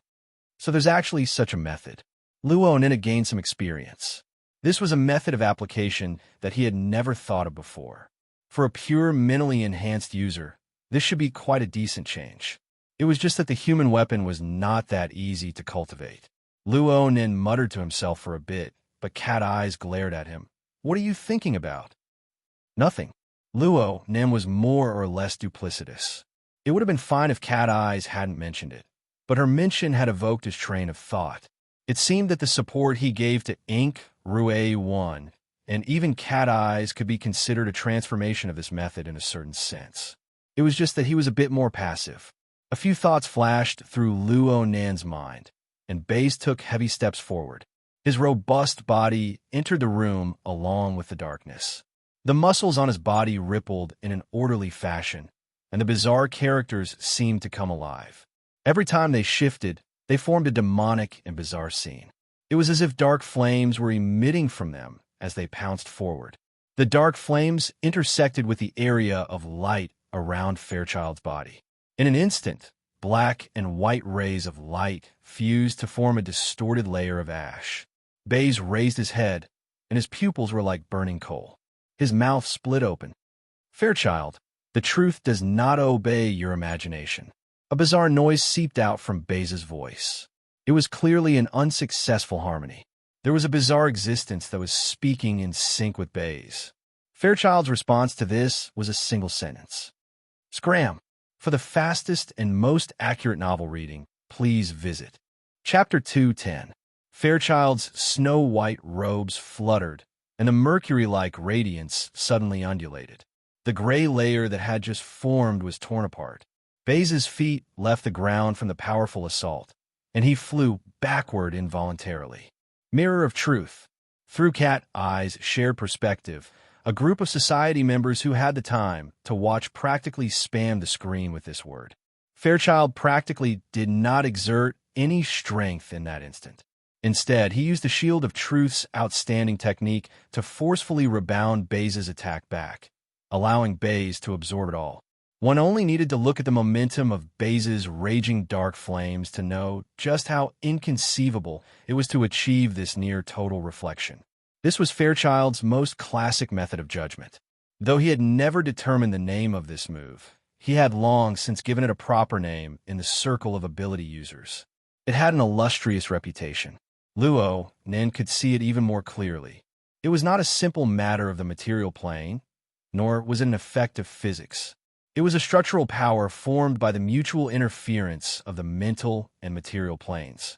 He could even capture the entire process of the intense ripples that blossomed on the mental and material planes, separating and merging. In the end, they converged on the material plane to form an enormous impact force. However, Baze's mental plane remained stable. He even took the initiative to change the flow of energy. The impact force on the material plane became stronger, but it also eliminated the damage to the mental plane, maintaining the stability of the domain of words of Krite. From this perspective, Baze was not actually at a disadvantage. The power of the two had always been cutting back and forth between the mental and material planes. The most difficult part of this method lay in realizing the transformation technique of mutual interference. Whether it was Fairchild or Baze, they both achieved this through the structure of the interference of body and soul. Their inhumanly strong physiques and firm willpower were precisely the foundation to realize this transformation. It would be very difficult for Luo Nan to realize a similar transformation mode in his lifetime. However, Luo, Nan being able to pry into the marvels of this was an inconceivable matter in and of itself. No one had expressed their views on this deep mechanism in the encrypted channel. Cat Eyes, who was beside him, could not even approach the battlefield with her mental senses. Otherwise, she would most likely suffer a backlash. As for Luo Nan, he was able to do all this easily because of his previous exchange with Fairchild. His thoughts were clear in the domain of the mutual interference of the mental and material planes. But on the other hand, he also vaguely sensed that his family's spiritual senses seemed to be somewhat different from others. He used formatting theory to cultivate his soul strength. In terms of the depth of his clairvoyance, Cat Eyes, Mr. White, and other ability users who specialized in perception and the study of the soul had a faint advantage over him. At the very least, his clairvoyance method had never been successfully tracked by anyone. Ever since he understood the mysteries of soul breathing, he was able to switch between the shallow and deep layers of the mental plane at any time, making it even more difficult for the observed to fathom. In this way, Luo Nan's special clairvoyance was able to penetrate and analyze a large amount of deep information from what ordinary people saw as ordinary phenomena. This information was then fed back to the configuration of his soul, converging into a unique experience. This experience became the most crucial element for the constant growth of his soul strength. Child once said that nothing was more important than observation. At the very least, this was the truth for enhancers. Luo Nan personally experienced the advantages of this most critical ability. Speaking of which, he had always treated this as a burden in the past. Fairchild blasted Baze away and strode out the door. The mercury-like glow on his body was the special characteristic of his body and soul interfering structure and operating energy. There were many special structural details that would only truly manifest in battle, and Luo Nan was fascinated by them. Because of this, Luo Nan's reaction was especially sharp when this structure was attacked. Fairchild had only walked 3 to 5 steps when he suddenly felt an omen of alarm. He shouted, "Careful!" This warning was not aimed at Fairchild. Fairchild knew very well where Fairchild's weaknesses were. Fairchild hoped to endlessly accumulate an advantage on the mental plane to destroy the structural transformation of Fairchild's shield of truth. However, Fairchild did not give Fairchild a chance. The area he controlled was as stable as a boulder. On the mental plane, only a little bit emerged from the water surface. No matter how turbid waves surged, it remained majestically motionless. However, the words of Krite seemed to possess a technique that could extract power from the pain of the surrounding living beings. It could rapidly transform. When the words of Krite was fully activated, every living being in the surroundings could be considered its fulcrum. Luo Nan's warning was half a beat too late. The words of Krite hissed loudly just as Fairchild's voice fell. The distorted darkness in the room did not ease because of Fairchild's departure. Instead, it grew heavier. On the mental plane, the words of Krite rapidly spread and permeated, covering a large area. Cat Eyes let out a muffled groan. She released her mental senses out of habit. It was as if she had been bitten by a venomous snake. Her 5 senses and 6 senses all receive an attack. The instant of pain was like pressing her head into a pool of venom. The pain made her body go limp. He Wayne directly assigned personnel in the encrypted channel. "White salt. Got it. I'll be right there." Bai Xinyan responded.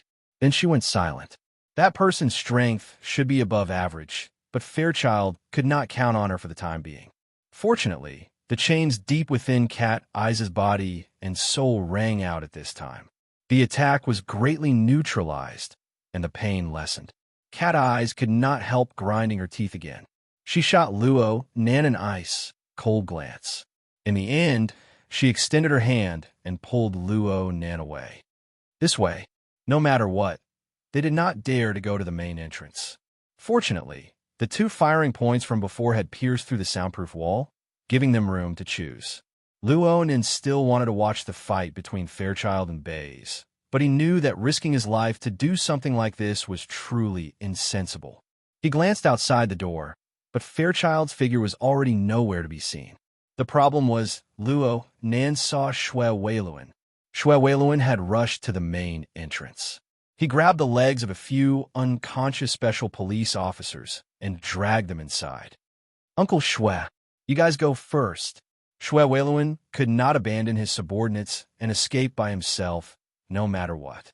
However, 7 special police officers had just been knocked out by Fairchild.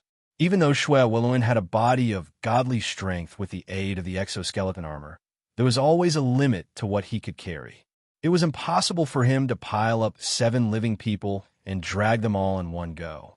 More importantly, Xue Weiluan did not understand the mysteries of this fight. The influence of the words of Krite was constantly probing down from the mental plane. Cat Eyes had already suffered a loss, and it would soon affect ordinary people. Xue Weiluan's willpower was extremely strong among ordinary people, but there was still a large gap between him and an ability user. When the time came, he would suffer the same fate as his subordinates, perhaps even more miserable. Cat Eyes hissed and pressed down on her sore scalp. She was helpless against this situation. If this officer Xue had not used Zhang Yingying's channel to communicate with his son, she would have turned around and left without any pressure.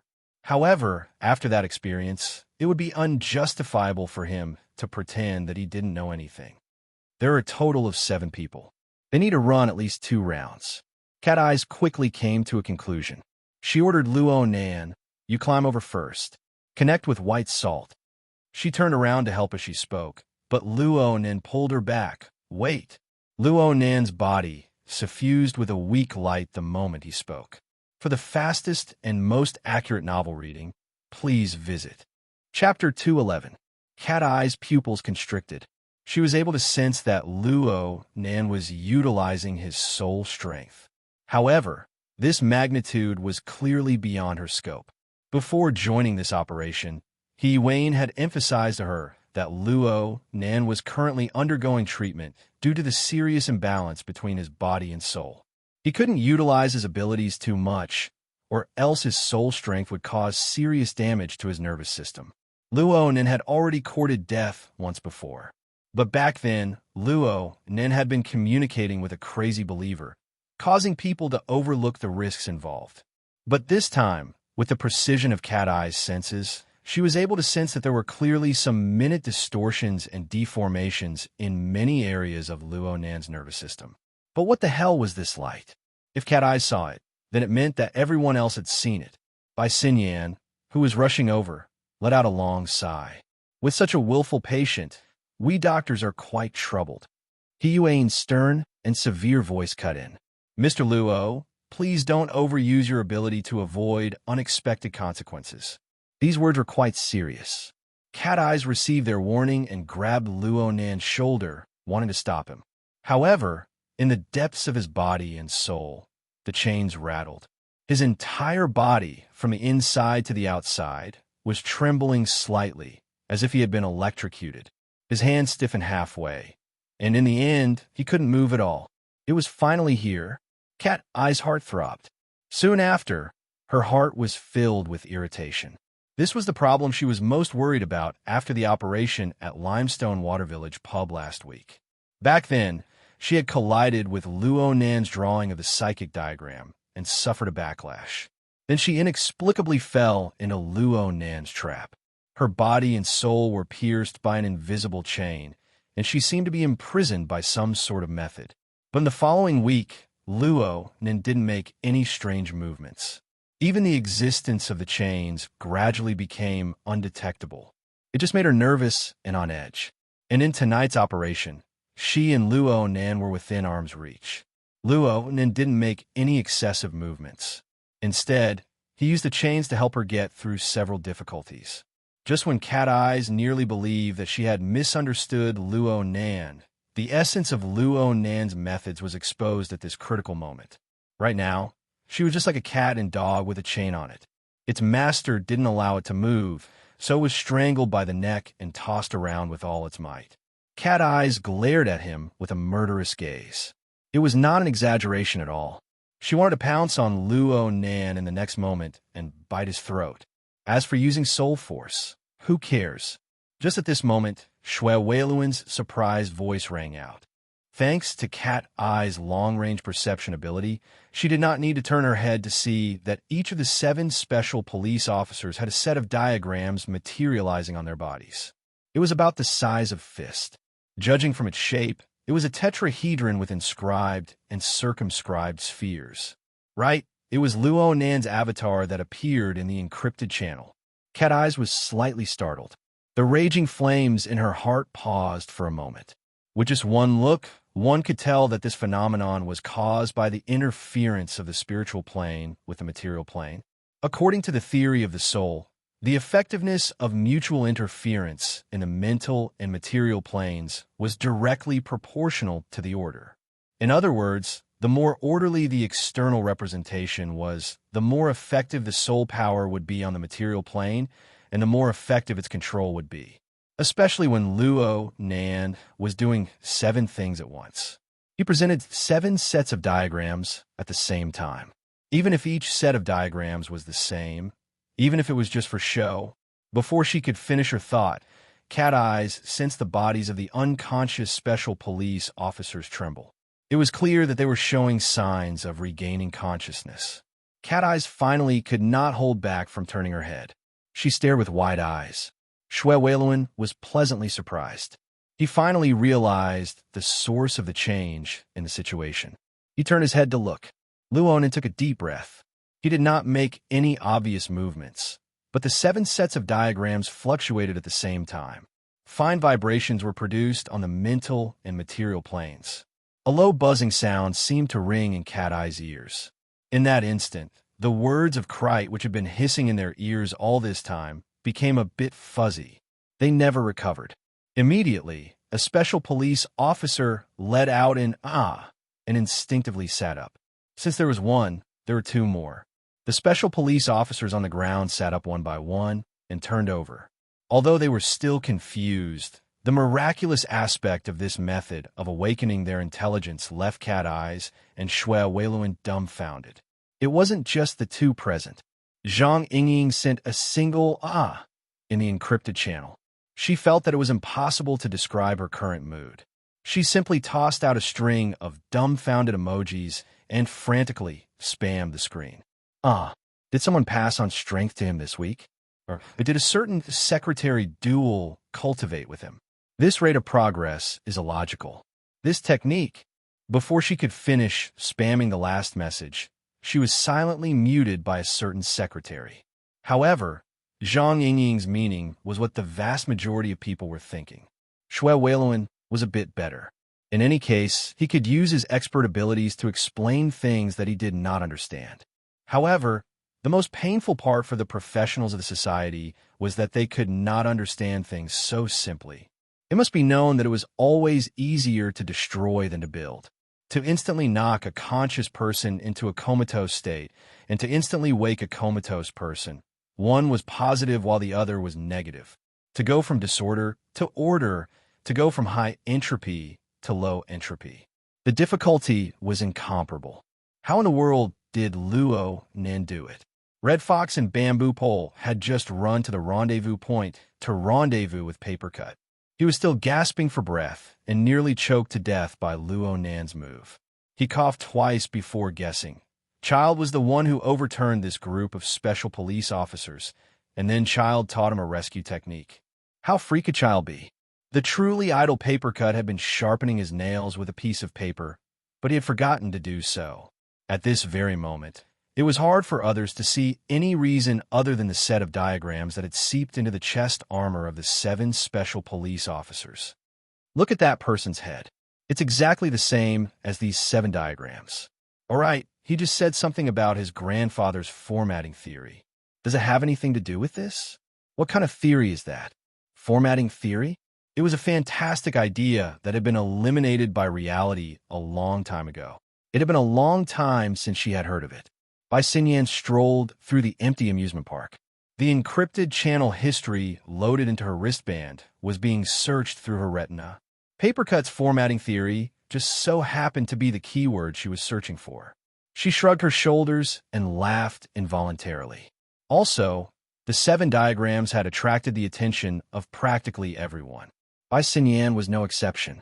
However, the angle of her attention was a bit different from the others.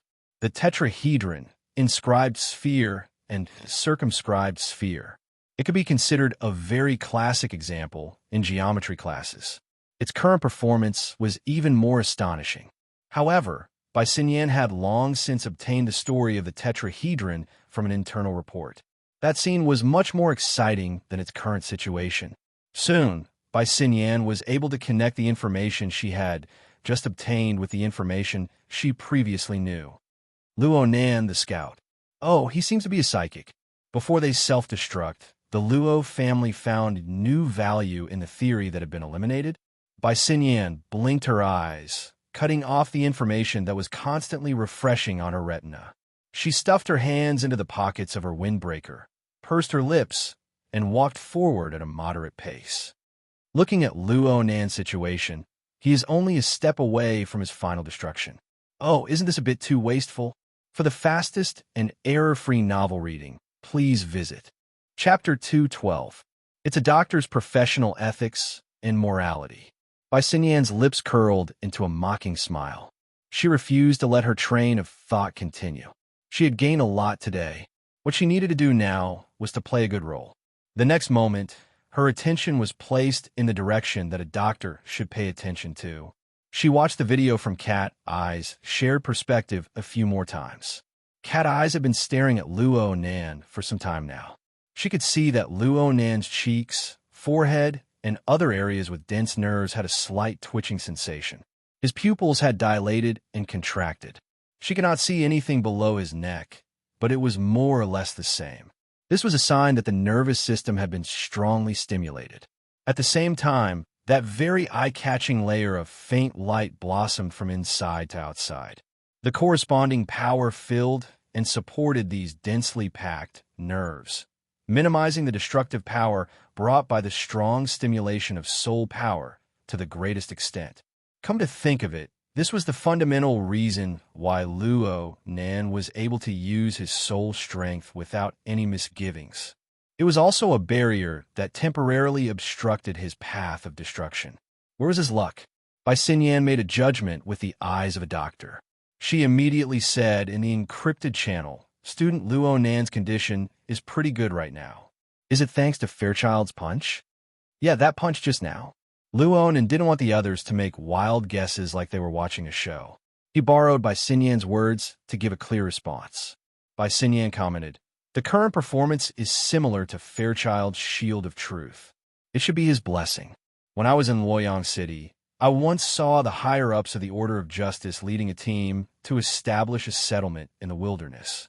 Within a radius of 100 meters, all the members of the Order of Justice would receive the blessing of the Shield of Truth. Even if they were attacked by mutants, as long as they were C rank or below, most of them would be able to survive the first attack. It is extremely effective. Right? The Holy Knight Halo effect of the Order increases defense." Zhang Yingying was not silenced for long. She quickly spoke as a veteran gamer. "But this way, the effect is only temporary." "Yeah, it's temporary." Luo Nan gave a simple response, even though the truth wasn't that simple. He Wayne felt a headache coming on from the lack of urgency in their conversation. She directly asked Bai Xinyan, "White Salt, report your position. There's still 40 meters left." I can already see people." Student Luo Nan's face seems to be glowing right now. "It sells very well." Bai Xinyan stopped. Her gaze passed through the soundproof wall and entered the room that was on the verge of collapse. The light over there was dim, forming a large luminous difference compared to where she was, but it didn't affect her at all. She raised her hand and waved, greeting the people in the private room. He Wayne once again issued an order. Everyone in the private room, after rendezvous with White Salt, retreat according to the designated route. A clear evacuation route immediately appeared in the encrypted channel. At the same time, the route map was also displayed in Officer Shue's command data link. The latter was stunned for a moment, but he still sent the map to his subordinates and asked them to act according to the plan. Quick, quick, quick! Bamboo Pole was the one urging him on. He continued to dutifully refresh information. The sniper cannons at Yulon Hotel are about to finish calibrating. Their firing range covers all of Frost River reality. At that time, someone might be out of his mind and ignore child. If the muzzle tilts up, we'll have to use a mop to collect your corpses. Get lost. I'm talking to you. Cat Eyes was in a terrible mood. She forcefully resisted the evil thought of tearing Luo Nan's throat to shreds. She fiercely pushed Luo Nan, indicating for him to retreat first. Luo Nan could more or less sense Cat Eye's mood. He didn't say much. He leaped over the broken soundproof wall in a few steps and arrived outside. He turned his head and looked inside. The special police under Xue Weiluan were well trained. They quickly discarded their meaningless confusion and followed the plan to cover the evacuation in an orderly manner. Their tactical movements were still standard, although they might not be effective. This is professional ethics. Bai Xinyan expressed her understanding of the special police's actions. Luo Nan's gaze flitted across the face of this carefree and casual beauty. He lowered his eyes and whispered, "Ms. Bai, hello. Nice to meet you. I have some understanding of you, student Luo Nan." Bai Xinyan winked at him. She looked very cordial and easy to get along with. However, Luo Nan did not forget the 2-hour assignment at the Frost River waterway that she had arranged earlier, not to mention the burner simulator that was closely related to it. Luo Nan was a bit wary of this beautiful lady. It was because of these thoughts that Luo Nan's gaze turned back and cut across the special police officers. The visualized diagram projected on the chest area of these people's exoskeleton armors had yet to dissipate. It must be said that Luo Nan's move was a bit too high profile. If this scene were spread out, Yin Yonghua would have a rather unfavorable association with Luo Nan. Luo Nan also considered whether or not he should take back these diagrams. But at this time, a deafening rumble could be heard. The battle between Fairchild and Bays had entered an extremely intense state. The high-end immersion experience area of Frost River reality was rapidly turning into ruins. Fairchild still held an unshakable advantage on the material plane up until now. However, the range of effect of the words of Krite continued to expand.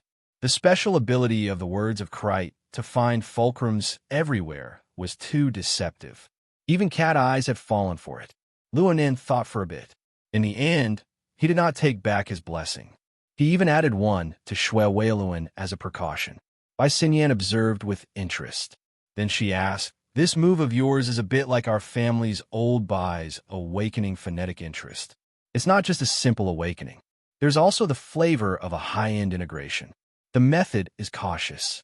Is this a technique of formatting theory? Your family's old Bai?" Luo Nim was stunned for a moment. He then realized that Bai Xinyan was referring to her father, Mr. Bai. From this form of address, it was impossible to tell that they were not on good terms. At the same time, Luo Nan admired Bai Xinyan's eyesight.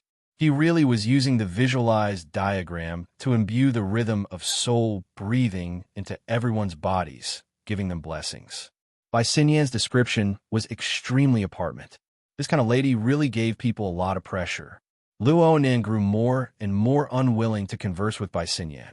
It just so happened that a miserable scream came from within the crowd. The scream was sharp and trembling. It was simply the pain of having one's stomach ripped out. Oh, perhaps this was not an exaggeration. Several special police officers had just withdrawn from the room. They hurriedly lowered the body they were carrying. The person's back touched the ground, and his entire body curled up into a ball. His face contorted, and his mouth gaped wide open. But this time, no sound came out. All he could do was smear his face with tears, snot, and cold sweat. Huang Bingzhen. It was hard to say whether this fellow had a good life or a bad one. In the end, he was brought out by the professional special police officers. But his current appearance was worse than death, no matter how one looked at it. Bai Xinyan was the only one here with the qualifications to practice medicine. But she only swept a glance over Luo Nan before shaking her head. The words of Krite. Right now, he's already a snake nest. He's also a type of human-shaped weapon. Perhaps some first ablatum is sizing us up through this person. For the fastest and most error-free novel reading, please visit Chapter 2:13. The unbroken night, rain seemed to have no intention of stopping. Instead, it seemed to be intensifying. Standing at the edge of the top floors of the tall buildings, one could see the fine curtains of rain and smoke, as well as the hazy lights of the city. They covered every visible area except for the top floors themselves. The top floors of the three buildings that supported Frost River Reality were still wet, but there was no rain falling from above. There was an invisible barrier that separated the top floors of the three tall buildings from the autumn rainy night of Sia City. This scene only lasted for about 20 minutes. At this time, there were more than 10 people bustling about on each floor. Some were moving equipment, and some were drawing diagrams on the ground. They shuttled back and forth, and it was full of the feeling of haste. Someone did not care what the people behind him were doing. He just stood quietly at the edge of the tall building. His skinny and short body was wrapped in a ceremonial robe that did not fit his body. He stood at the top of a tall building that was nearly 1,000 meters tall. He let the wind blow, and he looked as if he could be blown off at any time. In reality, he stood very steadily. The shadow of his hood covered his face, but a faint light still seeped through his turbid pupils. The light reflected off the triangular flat roof of the building below, and the red and blue lights of police cars dotted all four sides. It was a dazzling sight. Under the chaotic lights, the tide of people endlessly surged out from many emergency passageways and spread out in all directions. They followed the foolish, swarming effect and gathered at the outer perimeter. They were like a colony of ants separated by water. They swarmed endlessly. On every floor of the three tall buildings, there were large numbers of people sticking to the glass walls of the buildings. They were using all sorts of recording devices and were in spectator mode. They magnified the emotions of panic, fear, and excitement. They turned into turbid clouds that were hard to see and blended into the autumn rainy night. And Wang's drooping eyelids nearly covered both of his eyes. But in reality, he was watching the roiling miasma with great interest. He savored the various subtleties within. Let alone a few minutes. He would not get tired even if he watched for an entire night. What's more, there was an even more interesting scene within the turbid clouds and miasma. Perhaps some first ablatum is sizing us up through this person. The conversation within Frost River Reality was clearly transmitted back to him, and one laughed involuntarily. It was just as the other side said. He borrowed the snake nest and used his mental clairvoyance to sweep over the faces of everyone around him. One was the woman in the trench coat who had pointed out the snake nest, and the other was the young man who had been blessed by child's escape of truth. They're all extraordinary people. His mouth moved slightly as he evaluated. The lady in the trench coat had good eyesight and knowledge, and the depth of her abilities was hard to fathom. The psychic waves projected by the snake nest were actually unfathomable. She was at least a B-rank combatant. As for that young man, before he could finish his thought, the scene displayed by the snake nest psychic wave scans suddenly became blurry and distorted. Then it completely collapsed. It was obvious that the snake nest he had just built had been destroyed, and one was slightly startled, following which his shriveled lips slightly parted, revealing a gap that was like a black hole. It could be considered a smile, interfering with the operation of the words of Christ, not yielding an inch. Your soul power is impressive, and your spirit is full of vigor. Very good, very good. Just as Wang was looking at the scenery and judging the people, there was a black-robed man standing on the landing pad in the middle of the two roofs that were a few hundred meters away from the building he was on. These two were also wearing the attire of first ablatums, but they did not dare to leave their positions to view the scenery, like in Wang. Instead, they were very solemnly arranging the people around them. Whether it was drawing on the spot or transporting equipment, they were all carefully arranged and compared. They could not afford to make the slightest mistake. However, as the arrangements gradually became more and more appropriate, the two first ablatums found it increasingly difficult to calm down. As experienced first ablatums of the order, they were both well-versed in the relevant knowledge and knew child inside out. Of course, they could determine the odds of success in the upcoming conflict. The two of them communicated through the air for a moment. Finally, They could not help but ask Wang for instructions in unison. They walked on the mental plane that his subordinates could not perceive. The one in charge of communication was first Ablatum Zheng Xiao, whose position was just below Wang's. Wang, setting up the formation this way is fast, but it's ultimately a stopgap measure. It's too hasty, and it's hard to see full effect. According to our current estimates, the chances of us 3 first Ablatums killing child, even with the coordination of the formation diagram, do not exceed 30%. This is too risky. Should we reconsider? Wang did not immediately respond. He extended his 2 hands. His muscles and bones were exposed, and they were speckled with spots. They were filled with the smell of age and decay. They were even trembling slightly. His thumb and index finger, which could no longer be extended, separated and pressed against each other. They formed a triangle, attempting to encompass all of Frost River reality. Why kill child? Huh? Why kill child? Wang asked again, haven't you had any doubts from the start of the operation until now? Or could it be that child has ruined so many of your plans in Xia City over the years that you view him as an enemy? Is it only right and proper for you to take any action against him? The 2 first Ablatums were somewhat dumbfounded. You were the one who proposed to kill child, right? Now you're blaming us for not questioning, not speaking, and for seeking personal gain? Fortunately, Zheng Xiao had worked together with Wang for many years. He knew Wang's temperament, so he went along with Wang's tone and said, Wang, we actually have our concerns. After all, child is an important figure on that side. He is the backbone of the most promising extraordinary. If things go wrong, the secular side and the truth side will completely shed all pretense of cordiality. This is something we do not wish to see. The 2 ends of the scale should maintain their distance. They should not interfere with each other and point fingers at each other. Wang adjusted the angle of his finger bit by bit, but he directly determined child's nature. Therefore, child is not of the truth side. He is just an extremist, a paranoid, and an executioner. There should not be a place for him in the order. Zheng Zhao's heartstrings trembled. So you want to eliminate him? This way, according to Wang, dealing with child was not just a request from their side. Instead, it had to be done in a more complex and callous context. But if this is the case, we should have a better opportunity. We should have a more leisurely plan, and Wang responded calmly. In terms of probability, any plan against a powerful person like child has no more than a 50% chance of success. Other than meticulous planning, there is more of luck involved. Today's luck is good. The terrain, information, energy, and even excuse are all in place. Why not give a try? Give a try? Zheng Xiao smiled bitterly. I'm afraid we can't bear the consequences if we don't succeed. If they did not kill the tiger, there would be endless trouble in the future. If they really angered child, it would lead to crazy revenge. The secular first Ablatums would probably have to sleep with their eyes open.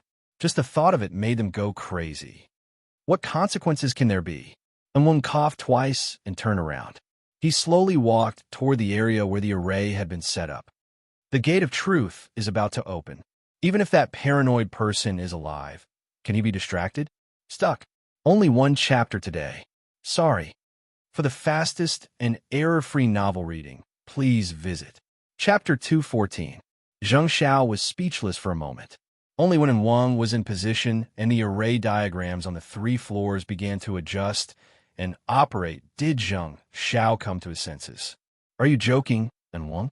Currently, there was news circulating within the order that the gate of truth was about to open. It was said that one could see the true form of the holy relic, the scales of truth, through this mystical gate. They could unlock the highest authority and obtain supreme wisdom. As the first Ablatum in charge of local missionary matters, Zheng Xiao knew very well that this was the product of some priests using the recent earthquake in Xia City as a guide to spread their religion. They borrowed a few words from the scriptures of the church and used them as inspiration. They fabricated this rumor, claiming that the location of the Gate of Truth was near Xia City. The earthquakes that had occurred for many days were the result of the holy relic constantly approaching the material world, causing interference. Every year, the priests of the secular side of the Order of Justice would come up with similar rumors to attract believers and expand the influence of the order. Zheng Xiao had long since grown accustomed to this sight. It just so happened that the Order of Justice had seized the lead in analyzing and utilizing the human-faced arachnid. They had made considerable progress in their research and were about to launch a new product of faith. Zheng Xiao wanted to ride on the momentum and did not place any restrictions on these rumors. How could one believe such a groundless rumor? How could he tie up Fairchild hands and feet? The old man's brain is muddled. Another first ablatum, and Chengli sent a message through a private channel. Zheng Xiao did not go along with this. Although in Chengli's words were rude, he was in Wang's grandnephew. He usually put on an honest and upright face and relied on insulting his own elders to get along with others. God knows what his own family members were saying behind his back. Plus, Zheng Xiao did not believe that there was a problem with Wang's brain at all. Wang was a secret-bound first ablatum, but he was older than 99% of the Heartseer first ablatums. It was just that he was too old when he received the revelation of the holy relic. His fleshly body could not bear it, limiting his accomplishments. Even so, the various priests, first seats, and even the Lord Archiblatum had to address him as Wang. Over time, they even forgot his real name. Wang had never disgraced this respectful title. Perhaps this old man, who was over 100 years old, had an unbearably decrepit body, but his understanding of the situation and his thoughts were clear and deep. He far surpassed these clear-sworn first ablatums. At the very least, Zheng Xiao was ashamed of his inferiority. He could not help but think further. Was there some deeper meaning in Wang's words? Zheng Xiao recalled the relevant records. According to the Holy Bible of the Church, the opening of the gate of truth was the beginning of the change of the world. Last time, it was the aberrations that swept across the globe, completely changing the Earth's ecology and breaking the shackles of humanity's potential, bringing a revelation to the human world. The next opening of the gate of truth would undoubtedly change the direction of the human world once again. As for whether it would be prosperity or destruction, the canon did not specify. No matter what direction it took, how earth-shattering was this? If the news was true, then the upper echelons of the order would have exploded a long time ago. The first seat of the Sacred Hall of Justice, the various illuminating first ablatums, the high ablatums, and even the elusive Lord Archiblatum would have pushed aside all obstructions and gathered in Xia City. A storm had already surged in this place. How could the current situation be the same? Oh wait, if it was the gate of truth, if Xia City was truly in turmoil, what benefits would the Order of Justice gain? As the saying goes, pull one hair and the whole body moves. If such a huge scene were to occur, would they just wait for the government, the military, the ability user society, or other financial powers to share the fruits of their labor? Zheng Xiao suddenly shivered as his thoughts reached this point. Although he was wearing a thick black robe, his entire body still trembled unconsciously. This was not fear, but the sudden excitement and pressure. Wang, are you saying that the gate of truth really exists? Is this true or false? And Chengli forgot to push Zheng Xiao in front of him to block the arrow. He could not help but interject. Why isn't there any news from the upper echelons? Even if there was news, it wouldn't be for people of your level to know. Zheng Xiao had always suspected that Wang knew that his greatest strength was his self-awareness. That was why he transferred him over to form a team with Chengli, a young first ablatum whose ambitions exceeded his abilities. However, even though Chengli had 1,000 faults, his brain was not stupid. He immediately fired off a barrage of questions. Wang, did the Lord Archiblatum have a sacred decree? If the gate of truth is truly about to open, do we have a grasp on the time and place? Could today's matter be just a reason? Yes, could it be just a reason? Zheng Xiao was a bit uncertain for a time. If it really was what they meant by repairing the plank road in the open, but crossing the Tsang road in the dark, they could borrow the conflict and internal strife between them and Fairchild to allow the secular side and the true side of the order to converge in Xia City in large numbers, forming an absolute advantage. Then what were their current arrangements?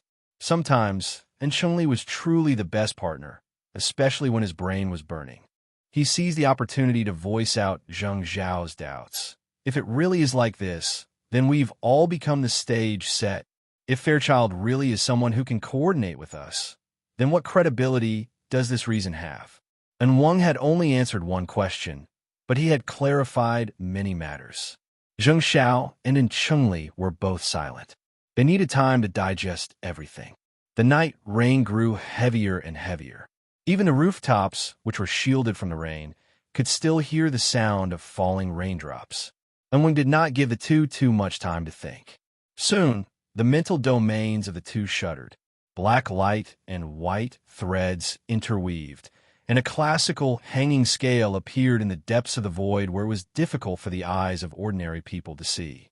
It announced its existence to the two.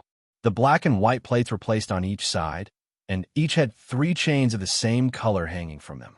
The central frame was a strict contrast, and the base below was heavy and heavy.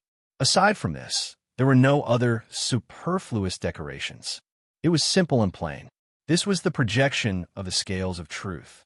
It was the paramount sacred object of the order. No matter when, where, or what form it appeared, one needed to display a respectful attitude. The 2 first oblatums bowed at the same time and silently chanted the scriptures, temporarily washing away the distracting thoughts in their minds.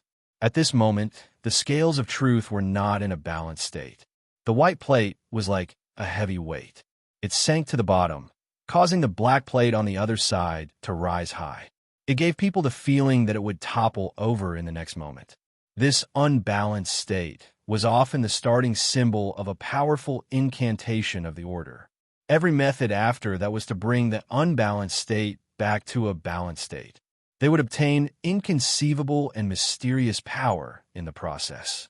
However, the state of the scales of truth this time was somewhat strange. The white plate that sank was completely empty. At the very least, no heavy object could be seen. On the contrary, there was a small snake the thickness of a chopstick on the other side of the black plate. Its body was coiled around the plate, and its mouth was biting the snake's tail. Turbid clouds roiled around its body. This little snake biting its own tail was the materialization of the words of Christ. It symbolized the negative power of pain that they controlled within Frost River reality. It was also the only counterweight that needed to be constantly adjusted in the later stages of the game to achieve balance. However, from the looks of the unbalanced state, its weight seemed to be rather insufficient. It seems that the operation of the words of Christ is not smooth. Actually, Zheng Xiao wanted to ask which sacrifice was placed on the truth side, the white plate. And Cheng-Li said, the absorption of the Christ is constantly being disrupted.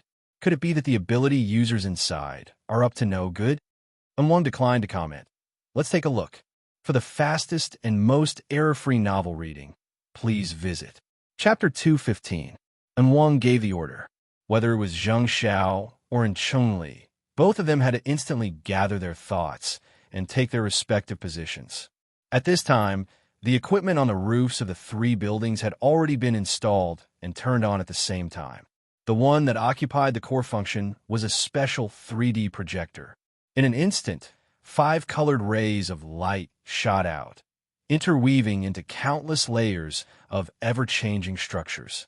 The complex array diagram that would normally take several hours to arrange was presented in the form of a projection. These scattered rays of light had all been specially processed to carry a certain amount of energy. If an ordinary person was exposed to this light, they would have been burned on the spot. However, under the control of the 3 first oblatums, not a single bit of the energy within the rays of light was wasted. They converged into the various basic structures of the arrayed diagram and temporarily fused together with their respective auras. Every first oblatum seemed to be wrapped in a cocoon of light. Within the inner layer of the cocoon of light, the basic runes of the demonic curse were arranged in order to construct a single spiral, chain-like structure. It revolved around the body and formed the inner ring of the foundation.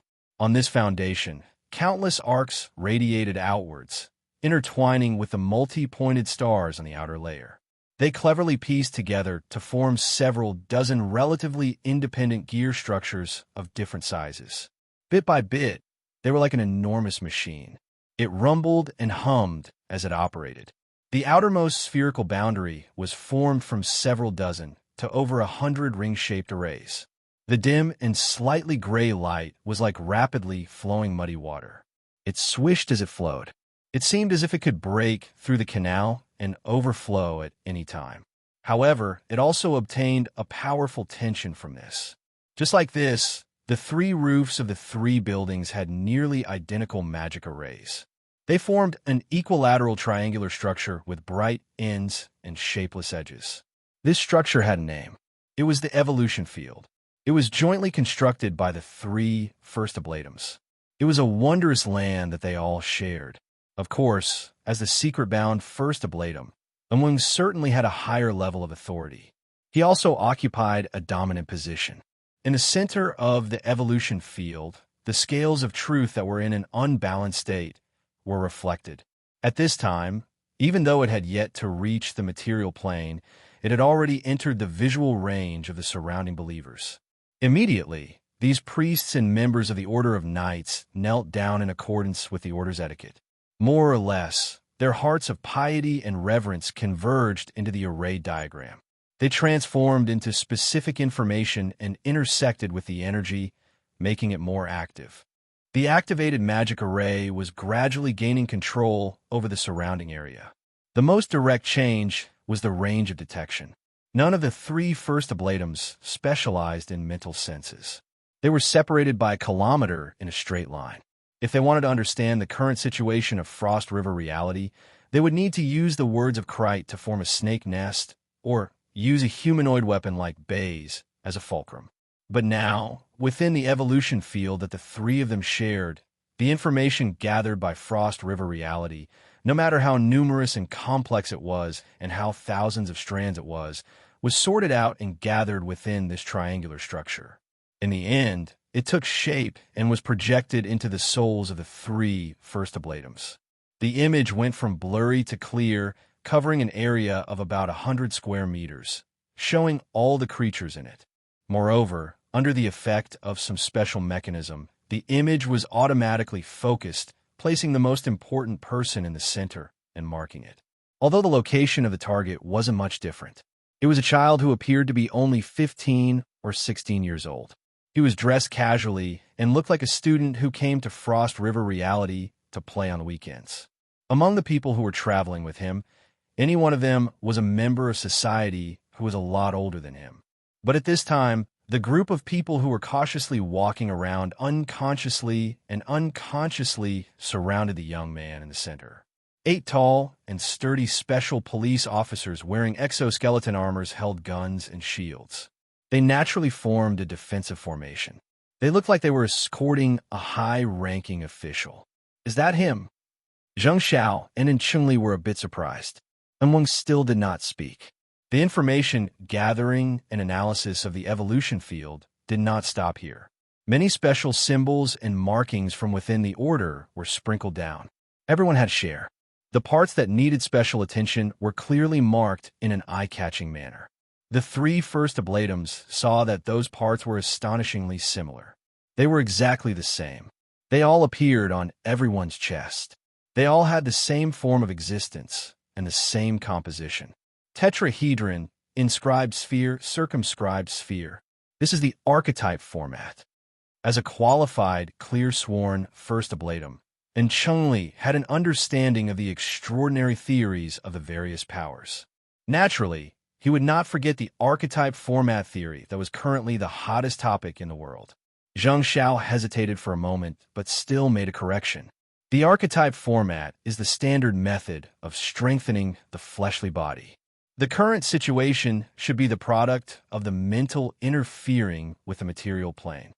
And Chengli choked and wanted to say more. But at this time, Amung finally clearly transmitted his thoughts. The words of Krite's operation is obstructed. This young man is the direct cause. He is not old, but he already possesses considerable soul power. Moreover, the operation method is cautious. He naturally belongs to the side of order. Not too long ago, he received the blessing of Fairchild's Shield of Truth. Fairchild, Shield of Truth. Zheng Xiao and Chengli were fiercely shocked. What relationship does he have with Fairchild? Who cares what relationship he has? And Wang's thoughts were still indifferent. Right now, we only need to know that Fairchild has blessed this young man. This young man's blessing is even more generous. Wherever he goes, the power of chaos and disorder will be restricted. Do you have any information on this young man? Of course, the Order had informants in the Ability User Society. They might not be able to touch upon some deep information, but they could always find basic information that was placed on the surface. It didn't take long for the three first Ablatums to get to know this young man all over again. Wang did not conceal his special attitude toward this young man at all. Luo Nan is a young man who has just joined the Order. A young man with boundless prospects. A young man without too much background. This is the power of talent. If we had met him a few years ago, we could have brought him into the Order and carefully trained him. Perhaps he could have contended for a holy disciple seed. Zheng Zhao's heart stirred, and Chengli had contended for a holy disciple time and time again in the past. He was unsuccessful, so he sadly returned to Xia City and became the clear-sworn First Ablatum. He had always brooded over this. And Wang's words, separated by several hundred meters of the night sky, he could not see in Chengli's expression. But then Wang issued an order. Chengli, and Wang, the secular side is not the secular world. We set the rules for the secular world. Therefore, when we act, we need to find a reason. We also need to make our attitude clear. And Wang, Zheng Xiao could hear an ominous taste in his words. He could not help but want to warn Wang. However, Chengli had already been struck to the core by a few words from his granduncle. He was put on the stage. He responded practically without thinking. And Wang, please instruct me. We need to make it clear to the world that the Order is different from the Scattered Ability User Society. We are also different from those politicians who believe in trickery. We have our principles. We absolutely will not compromise. Those who rashly interfere with the Order's internal affairs must pay the price. Right now, you are the judge. Make your verdict. For the fastest and most error-free novel reading, please visit Chapter 216. Ever since Luo Nen walked out of the room, he did not feel too good. After rendezvousing with Bai Xinyan, the route they were currently taking was precisely the area that the Order of Justice's firepower had recently passed through. As he walked through the empty amusement park, everything he saw was a mess. The ground was littered with helmets and equipment thrown down by the panic-stricken tourists. Occasionally, they would come across corpses that had been destroyed by the kinetic energy of the enormous bullets. The automatic sprinkler equipment above their heads had already been turned on. It was raining inside the amusement park. After the flesh and blood had been smeared on the ground, faint red blood flowed beneath their feet. This scene was hard to imagine for the people who had been stuck in a room. At the very least, Luo Nen never imagined that he would see Frost River reality like this. At this time, he had to constantly repeat those meaningless words. Yes, don't worry. I'm fine. I'm really fine. I'm with the special police. I'm very safe. Don't worry. The person talking to him was none other than Mo Chio, whose legs had already turned to jelly. When Luo Nan led the special police back into Frost River reality, Mo Chio did not stop them. He was considering that Luo Nan was acquainted with the police officer. If Luo Nan could establish a good relationship with Luo Nan, it would be easier to plead for leniency for Mo Peng and the others, who knew that a dozen or so minutes after entering the amusement park, news of a terrorist attack and the special police being knocked down would spread. Then came the sound of gunshots. All of Frost River reality was in an uproar. Mo Chio and the others were brought to the periphery by the chaotic flow of people. They wanted to contact Luo Nan, but no one picked up their calls. Mo Chio was so shocked that his soul left his body. Then he considered that if he were to continuously call Luo Nan under special circumstances, it might bring trouble to Luo Nan. He was in a dilemma, tormented to the point of insanity. Finally, Luo Nan noticed the missed call on his wristband while he was moving from the room. He dialed it, and Mo Chio's burning chest finally cooled down. Once a person's pressure was released, it was inevitable that they would chatter endlessly. Luon impatiently chatted with Mo Chio for a few rounds. From this, he gained some understanding of the situation outside. After the so-called terrorist attack, the police set up a blockade around Frost River Reality and evacuated the surrounding citizens. Everyone believed that the police would quickly rush into Frost River Reality to control the situation.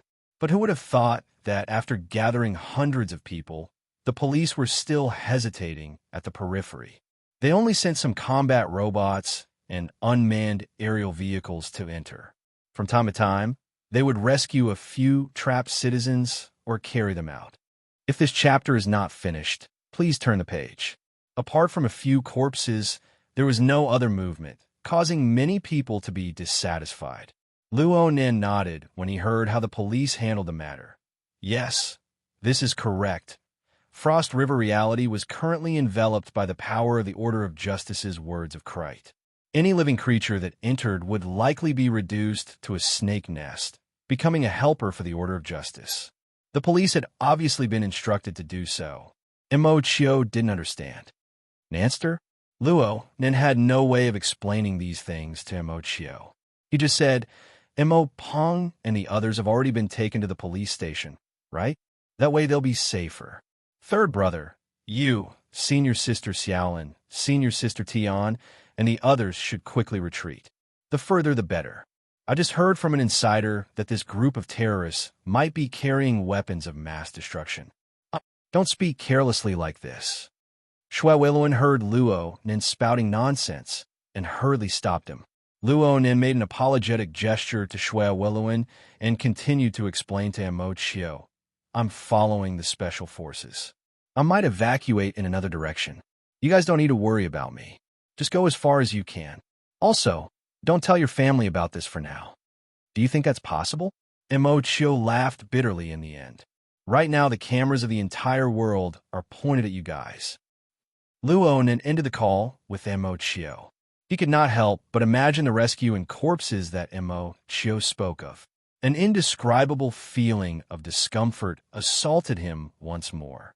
He could not help but let out another sigh.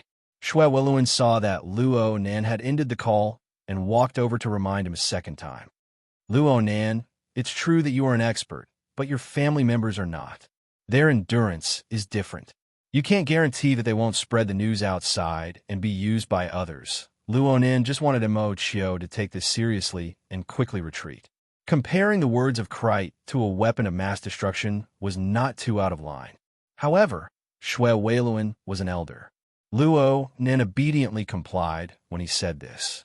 Shuewiluan had only said this out of professional habit. Actually, he had seen Luo Nin display the miraculous protective diagram technique and associated it with this young man's identity as an expert. It was inevitable that he would have some misgivings. Shuewiluan saw that Luo Nin was still able to maintain the respectful attitude of a junior. His cultivation was extraordinary. Shuewiluan's inherent impression of Luo Nin as a drug addict was immediately diluted. This chapter is not finished. Please turn the page. Many people had a favorable impression of Luo Nan. Shuewiluan did not want to leave behind any sort of stereotypical impression for his son's good friend. He just so happened to have some unresolved doubts, so he resolved them all at once. He reached out with his hand and drew 2 strokes on the half-covered, incorporeal diagram on his chest.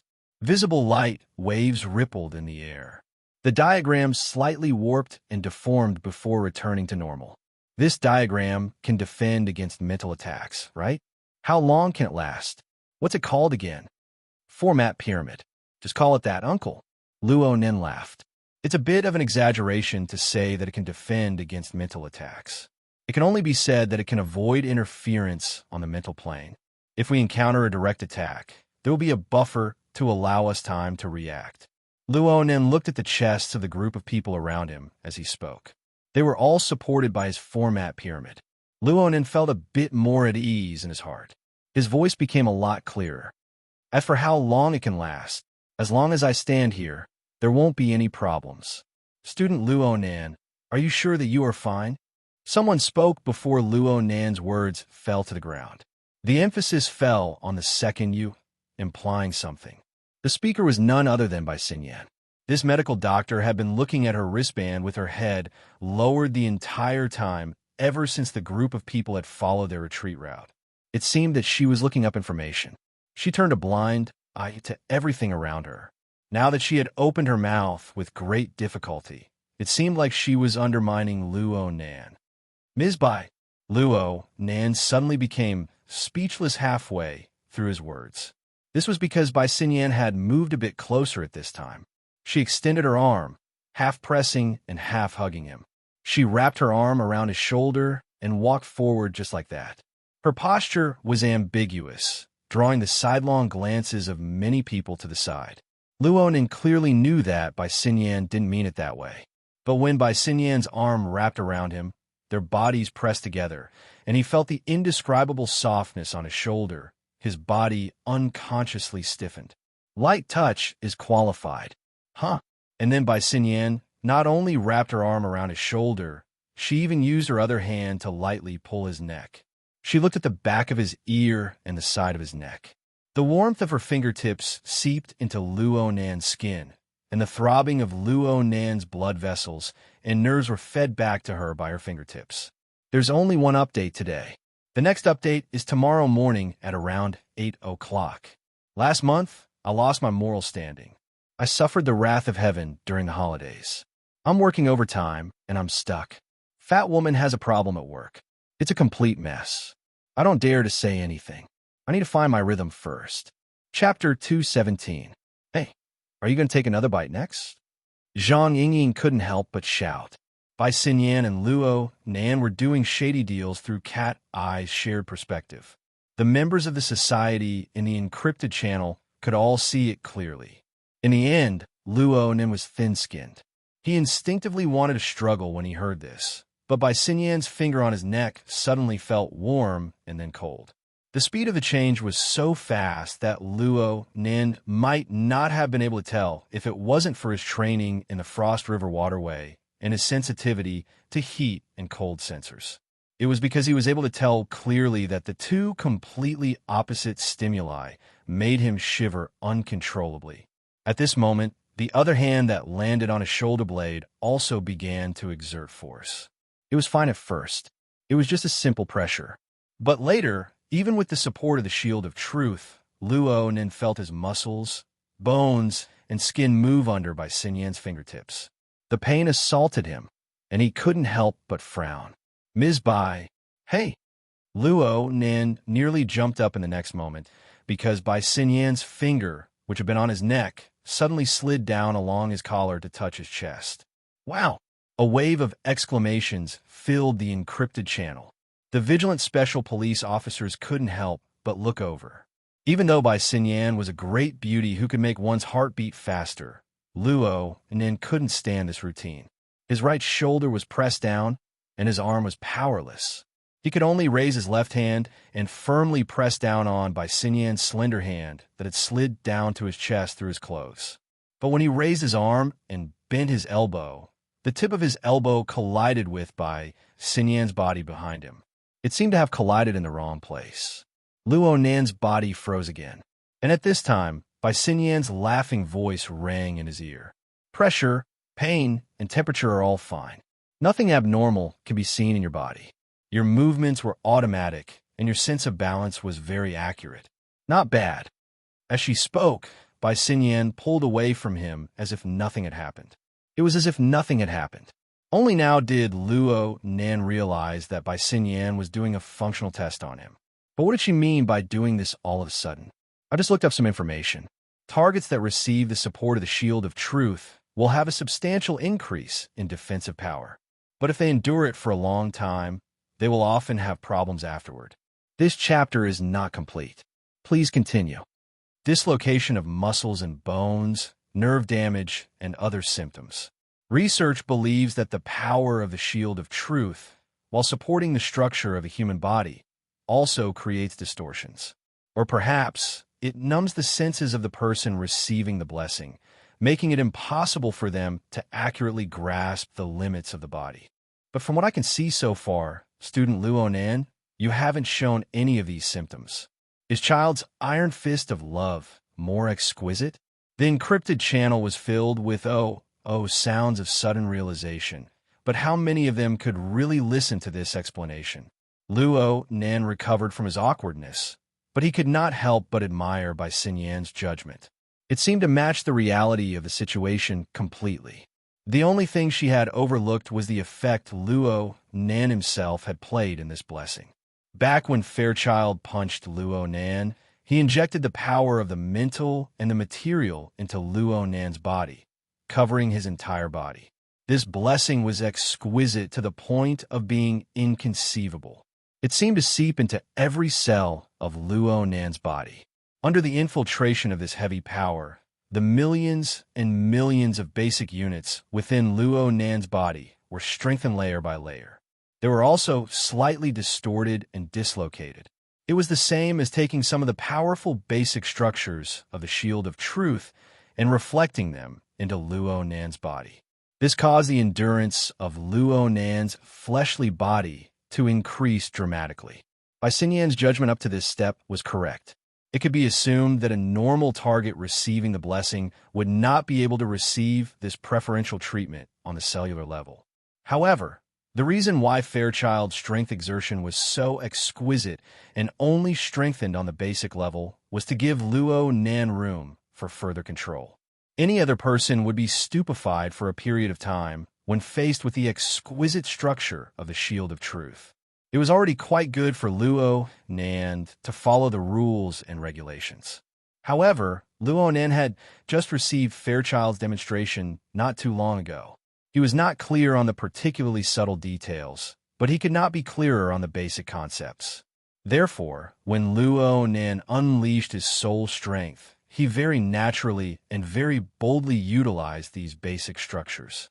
He used his soul configuration as a reference and combined it with My Heart's a prison format formed from 5 years of taking medicine and visualizing.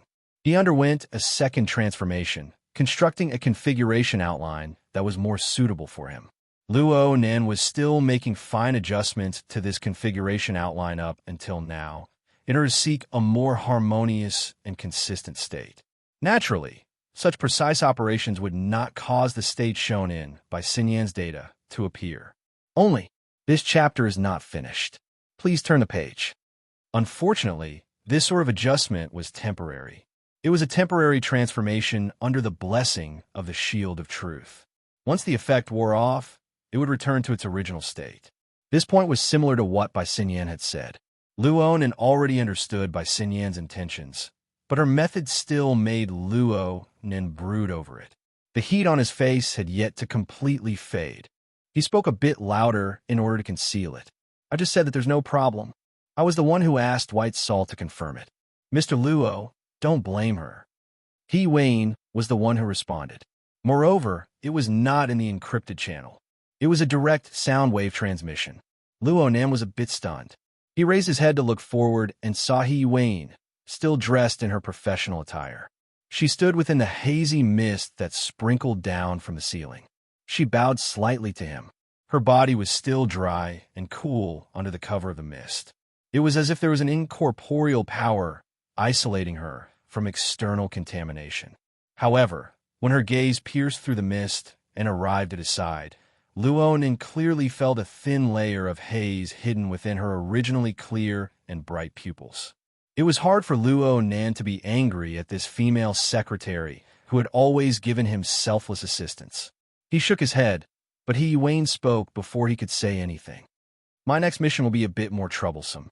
If Mr. Luo can temporarily possess a stronger endurance after receiving the blessing of the Shield of Truth, he will be able to fully display his abilities. This will reduce the difficulty of the mission by quite a bit. Luo Nan's eyes lit up. He was just about to ask when Zhang Yingying was even more excited than him in the encrypted channel. Oh, are you going to start scribbling? Wait a bit. I'll be right there. Hey, it looks like you didn't bring that black book. Do you want me to find a pen and paper, a flexible screen, or something? There's a supermarket right next to me. Leicester, go. See if there are any high-end brands. Take 2. Shuele, who was traveling with her, was certainly embarrassed. It was quite a while before he faintly replied, "Are you really going to take them?" Luo Nin was also baffled. Zhang Yingying had an even more excited appearance than him. What the hell was going on? However, He Wayne rejected Zhang Yingying's conjecture. "No, what I need right now is Mr. Luo's all-encompassing perception and long-range strike abilities." Chapter 218. All-encompassing sensing? "Kitty, someone's going to steal your job." Zhang Yingying chattered happily. Luo Nin participated in the society's operations with the identity of a scout. His identity was classified, so he did not reveal it to the public. However, it was impossible to be completely impenetrable within the society.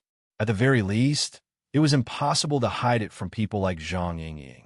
She did not find it strange that Luo Nin possessed this ability. It was just that she did not directly expose his identity as a scout. But He Wayne was the one who strongly advocated the secret setting of missions. She took the initiative to blur the boundary between Luo Nin and a scout. It was somewhat unusual. Zhang Yingying would not let this opportunity slip by. She immediately sent He Wayne a private message. "Hey, you knowingly break the law." This time, He Wayne did not respond at all. Luo Nin was a bit surprised, but he was more concerned about He Wayne's request. Speaking of which, ever since he met this secretary, this was the first time she had given him a mission so clearly instead of a protective restriction. It made him a bit eager. He Wayne spoke softly. "Bamboo Pole, report the situation at Frost River Reality." "Okay." Bamboo Pole responded lazily. "According to the secretary's request, I'll send everyone a picture." As they spoke, a fully labeled real-time dynamic map was released in the encrypted channel. It was a remodeled map of Frost River Reality's elevation structure. It was translucent and very clear. The secretary, Yingying, and student Shuele have already cleaned up Frost River Reality. The military and police battle machines have already entered the scene. Most areas have been cleaned up, but there are still some areas that cannot be controlled. From the search of the surveillance system, there are still around 5 to 7 gunmen of the order. Most of them are concentrated at the junction of Area A and Area B, controlling the external passageways. At the same time, they are under the protection of bays and the other humanoid weapons. The red dot on the dynamic map is the one. Luo Nin looked very attentively. He took the initiative to ask, "How many are there like bays?" Cough. "Boss Luo, there's only one humanoid weapon like bays. If there were 2 more, you wouldn't have been able to leave the room alive." Bamboo Pole had to correct Luo Nin's misconceptions. However, there are slightly inferior humanoid weapons. They are the Ablatum Knights of the Knights of Equity. Xia City only has a small team. Including bays, there are a total of 9 people. If this chapter is not finished, please turn the page. Since they were after Fairchild, they should all be here, or at least half of them. They should be near the area where Fairchild and bays were fighting. The problem is that even if these people didn't merge with the first Ablatum's power, they are still equivalent to C+ level ability users. Purely relying on the monitoring system, it is extremely difficult for us to detect their existence. In other words, you want me to find all these people. Luo Nin didn't feel that this mission was that difficult, but there was one thing he didn't understand. A C+ rank ability user. How powerful are they? Bamboo Pole found a reference for him. The secretary's entry assessment is C+, which is probably the highest level of an awakened. Luo Nin drew in a breath of cold air. He had seen He Wayne fight many times. That kind of swift and fierce rhythm made people feel that even if it was a thick steel wall, she could still cut through it with one slash. With He Wayne's strength, there were 8 or 9 of them at once. Of course, the highest level of the association's assessment can only be C+. I personally believe that the secretary's strength should be able to reach B+.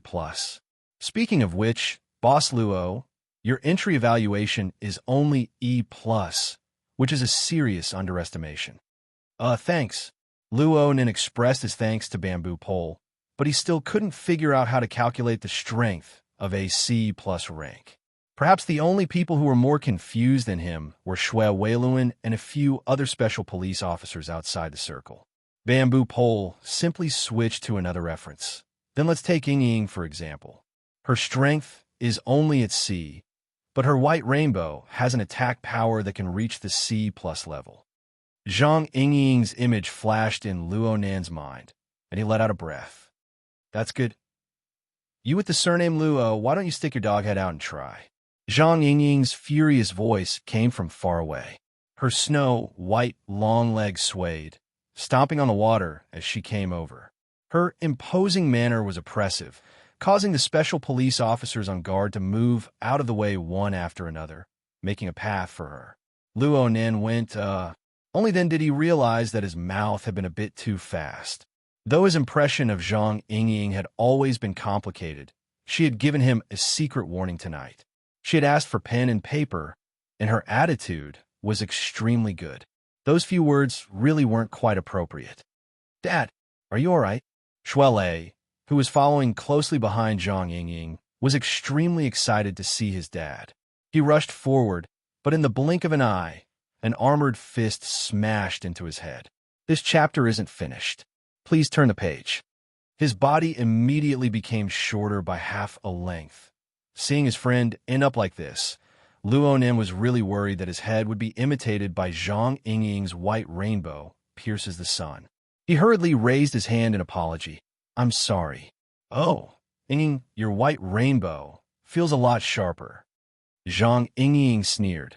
It's too late to kiss ass now?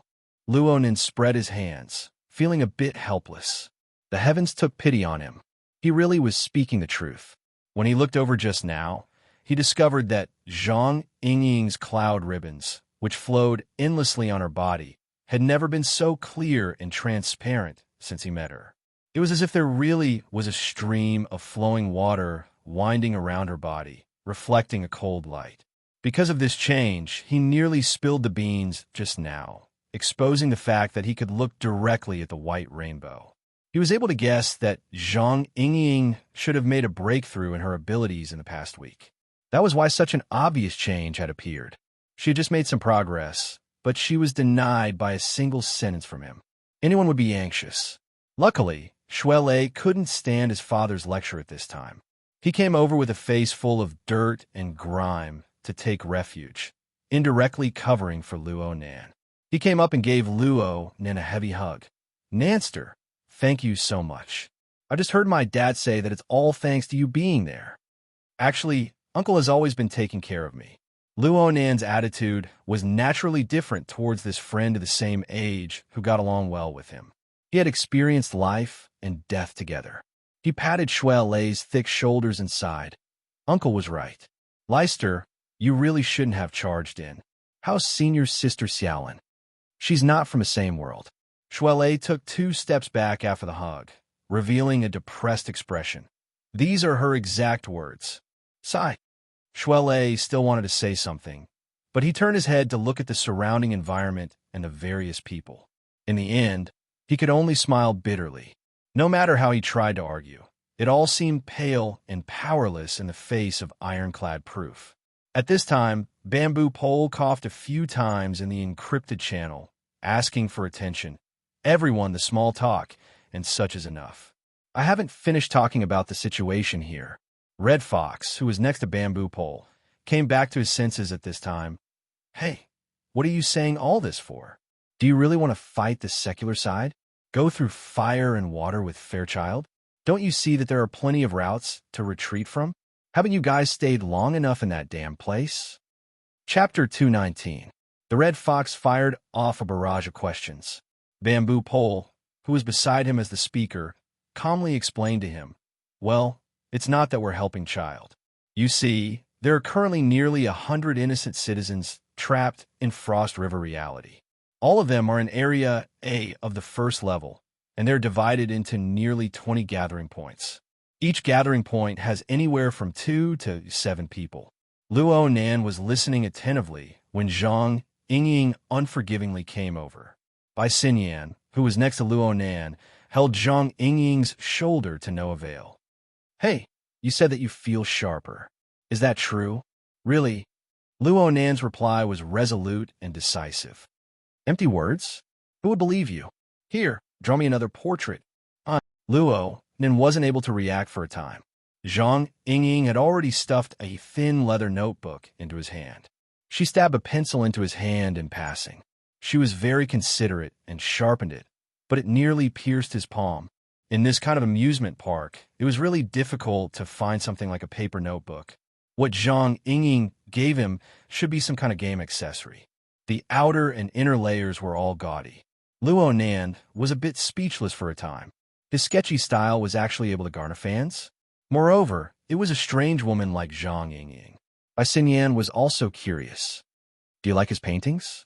Zhang Yingying was all smiles. Her anger could no longer be seen. Shamans can go back in time and foresee things. They can see things that others haven't seen. The boss said that my current perception of the white rainbow is too subjective and requires multiple references. His painting is simple and straightforward, and it saves me the most effort. Luo Nin could only laugh bitterly at this reason. He casually flipped open the book, but then he raised his head to look at the ceiling. Mist was sprinkling down from there. The mist had long since soaked Luo Nan's hair. Now that the mist had sprinkled onto the book, a patch soon split open. Zhang Yingying rolled her eyes and didn't make things difficult for him. After this, you have to give it to me tomorrow. Do you have mine? Bai Xinyan joined in the fun. From beginning to end, Luo Nin still held a bit of vigilance against this person. He could only lower his head and smile, putting on an introverted and shy appearance. However, his attention was quickly drawn to Bamboo Pole's explanation. The existence of nearly 100 citizens is a headache. Currently, the Knights of Equity have no plans to capture any hostages. However, they are not prepared to let anyone out either. If this chapter is not finished, please turn the page. Bamboo Pole then played a video, which showed that the gunmen were guarding the exit. As long as a citizen tried to escape, they would shoot through their legs with light weapons, leaving them to scream and groan. It was a very cruel scene. At the side, Shuele hissed. He was very uncomfortable with this scene and couldn't help but mutter, "Isn't this a hostage? They're just building a snake nest." Bamboo Pole adjusted the screen so that everyone could see what was going on. Those who tried to escape, after their legs were pierced, became the best carrier for the words of Christ. The pain they suffered increased by several times, but they couldn't even faint. They could only struggle and scream, letting the invisible viper slither in and out. Soon, they were on the verge of death. The screams and struggles were also releasing a huge amount of negative psychic waves, affecting the trapped people who were not injured but were dominated by fear and panic, causing them to spread to the snake nest. The more densely packed the snake nests are, the more the Order of Justice's First Ablatum can display their abilities to the fullest. The distance restrictions they face are also smaller. According to past intelligence, if you want a humanoid weapon like Bay's to operate at full power, 3 snake nests around him is the standard. If you want to add other Ablatum Knights, it would at least double the number. Speaking of which, it was a very correct choice for you to bring that rich second generation over. Boss Luo's format pyramid is also very powerful. Bamboo Pole was referring to Huang Bingjin, who had fallen back into a coma. Luo Nin had added the format pyramid to Huang Bingjin's body, suppressing the effects of the snake nests. Luo Nin received praise, but he didn't feel any joy. Shuele couldn't bear to watch the cruel scene of mental torture on the monitor screen. Luo Nin was the same. Plus, this sort of scene triggered the bad feeling he had before. It made him feel uncomfortable from the inside out. Red Fox ridiculed it this time, so the play has changed. It has changed to a world-shaking rescue. I say, is childishness contagious? One devilish brat is enough. Luo Nin felt bad. He had been inexplicably implicated. His heart was even more vexed. He took a deep breath and suppressed the pain in his finger. It turned out that he had unconsciously exerted strength in his hand. In the end, he broke the tip of the pencil, and a sharp point pierced into his finger. At this time, Zhang Yingying spoke in the encrypted channel. Hey, Fox. Enough of your squeaking. The Order of Justice wouldn't scare you to this extent. This chapter is not finished. Please turn the page. They were originally on the same side. Who would have thought that Zhang Yingying would go back on her word? And so would Bamboo Pole. Red Fox was already in a bad mood. Now that he was angry, he spoke without restraint. I'm sorry, but I really wasn't scared by the Order of Justice. I was scared by my pig-headed teammates. The Order of Justice does things without the slightest scruple. They're one of the big three. If they can do something, they can handle it. No one could do anything to them. But the devilish brat is different. He doesn't even know the basics of choosing a battlefield. He wants to play with a big scene. What human-faced arachnid? Fairchild, words of Krite. His tempo is flying. You guys aren't afraid of getting your faces blown up when playing with explosives, but I'm afraid of getting shit blown up. Look at these innocent civilians. Didn't they get hit by the explosion? Zhang Yingying flew into a rage. Fox, don't go too far. Red Fox's words were far too incisive. Luonin really did forget to breathe for an instant. He just instinctively pulled out the tip of the pencil from his finger, letting it fall into the shallow water on the ground. His exquisite perception inexplicably locked onto the entire process of this tiny object's fall. This included its flip, its entry into the water, and the tiny ripples it created. Luonin used this method to distract his mind and enjoy a moment of tranquility. But by the time his attention returned, the boiling heat in his chest became more and more unbearable. He wanted to follow this burning emotion and argue loudly. He wanted to denounce Red Fox's stubborn and unreasonable attitude. But in the end, he did not say a single word. He just lowered his eyebrows and retracted his eyes. He carefully limited the range of his mental senses to a range of 10 meters. Layer by layer, he expanded outwards. 10 meters, 20 meters, 50 meters. Soon, the range of his mental senses surpassed Cat Eyes. It continued to expand outwards. As the range of his mental senses rapidly expanded, the flow of information pouring in from the outside increased exponentially. The feedback of this information was not like the simple soul configuration, which could realize the convenient conversion of energy and information. The information had to follow the functional mechanism of the human nervous system and pass through specific neurotransmitters and various other forms of stimulation. The information had to be transmitted in an orderly manner, advancing layer by layer. Only then could the information finally fuse into the center of the brain and form a complete picture of all-encompassing perception. During this process, the structure of the human body would inevitably undergo an absolute test. In a few breaths of time, all sorts of detailed information about the environment of Area A of Frost River reality rushed toward Luo Nan like a rising tide. There was a loud rumble. Chapter 220. At this moment, it was as if Luo Nan had been struck by an enormous wave. His ears rang in an instant, his eyes were dazzled, and even his skin was a bit numb. However, his endurance was different from before. His mental plane was stable from beginning to end. As the subsequent impact of the flow of information ebbed, the stimuli of light, color, sound, and even hot, cold, and painful sensations were sorted out. The external scene gradually grew clearer and brighter. In the next few seconds, Luo Nan finally had the spare energy to take a deep breath. He divided a strand of his mind and compared it to the structural diagram of Frost River reality given by Bamboo Pole. He sorted out the location of his own sensing area. It was not easy to do this amidst the chaotic flow of information. In his daze, he heard Shui Lei curse. What kind of person is this? And he also heard Red Fox's sneer in the encrypted channel. I'm going too far? Secretary, you dare to pat your chest and say that you didn't have the intention to wipe your boss's face, but in such a hilarious rescue mission? Luo Nin did not raise his eyelids.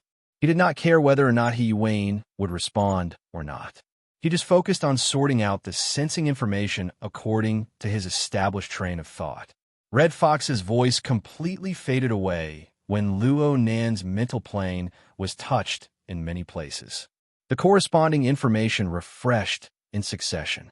He immediately used the private chat function of the encrypted channel to send a message to Bamboo Pole, who was in charge of intelligence work. There was no immediate response. A full 5 seconds passed before Bamboo Pole replied with a sluggish emoticon. Luo Nan let out a long breath after doing this. He suddenly felt pain on his back. It was Zhang, Ying slapping him on the back. She shouted, "Get your spirits up." Then she cursed back at Fox. "According to your logic, you're blabbering here to clean up the mess of the Order of Justice?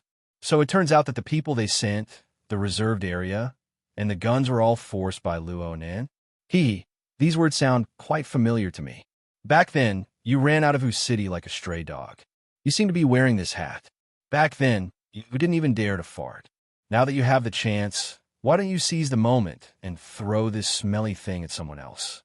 At the support point, the Red Fox was infuriated after being exposed by Zhang Ying.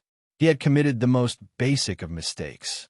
He immediately opened his mouth and roared into the channel. "It's easy for you to talk.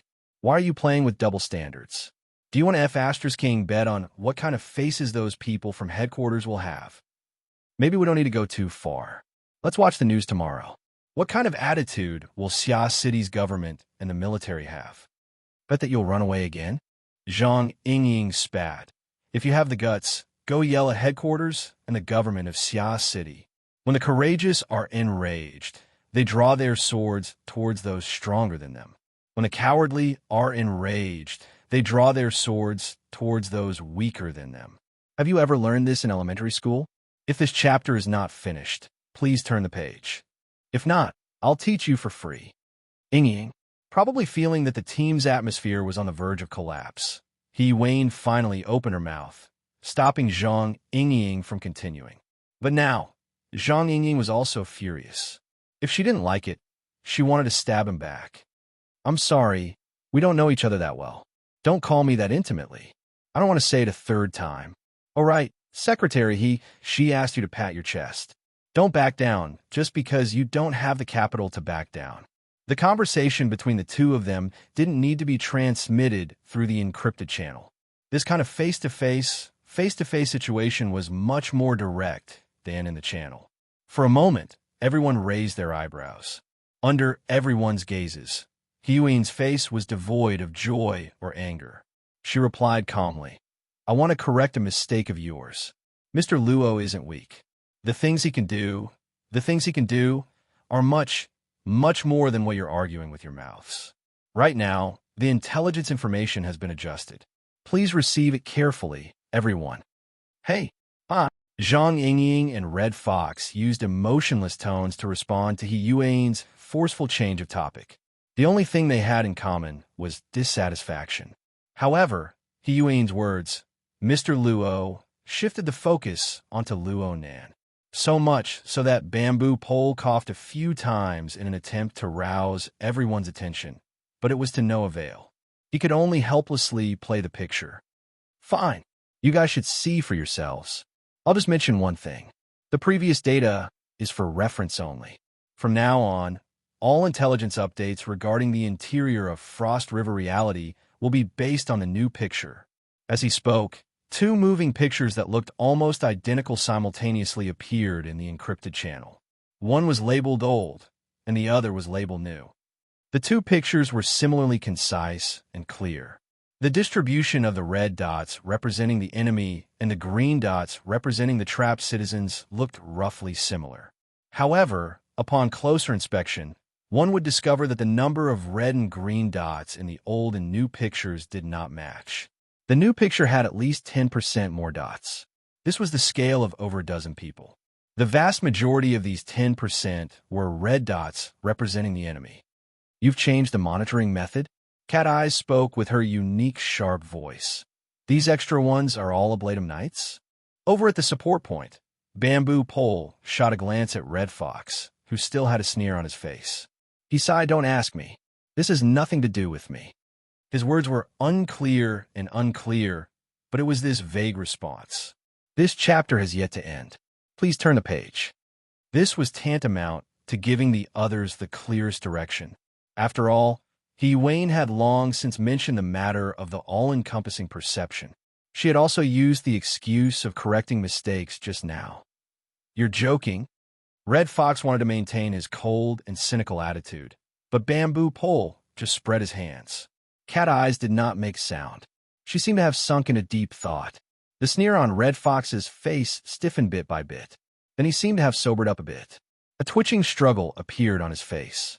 But before he could open his mouth again, Zhang Yingying let out an aha from over at Frost River Reality. She grinned and gave Luo Nen a heavy slap on the back. Well done.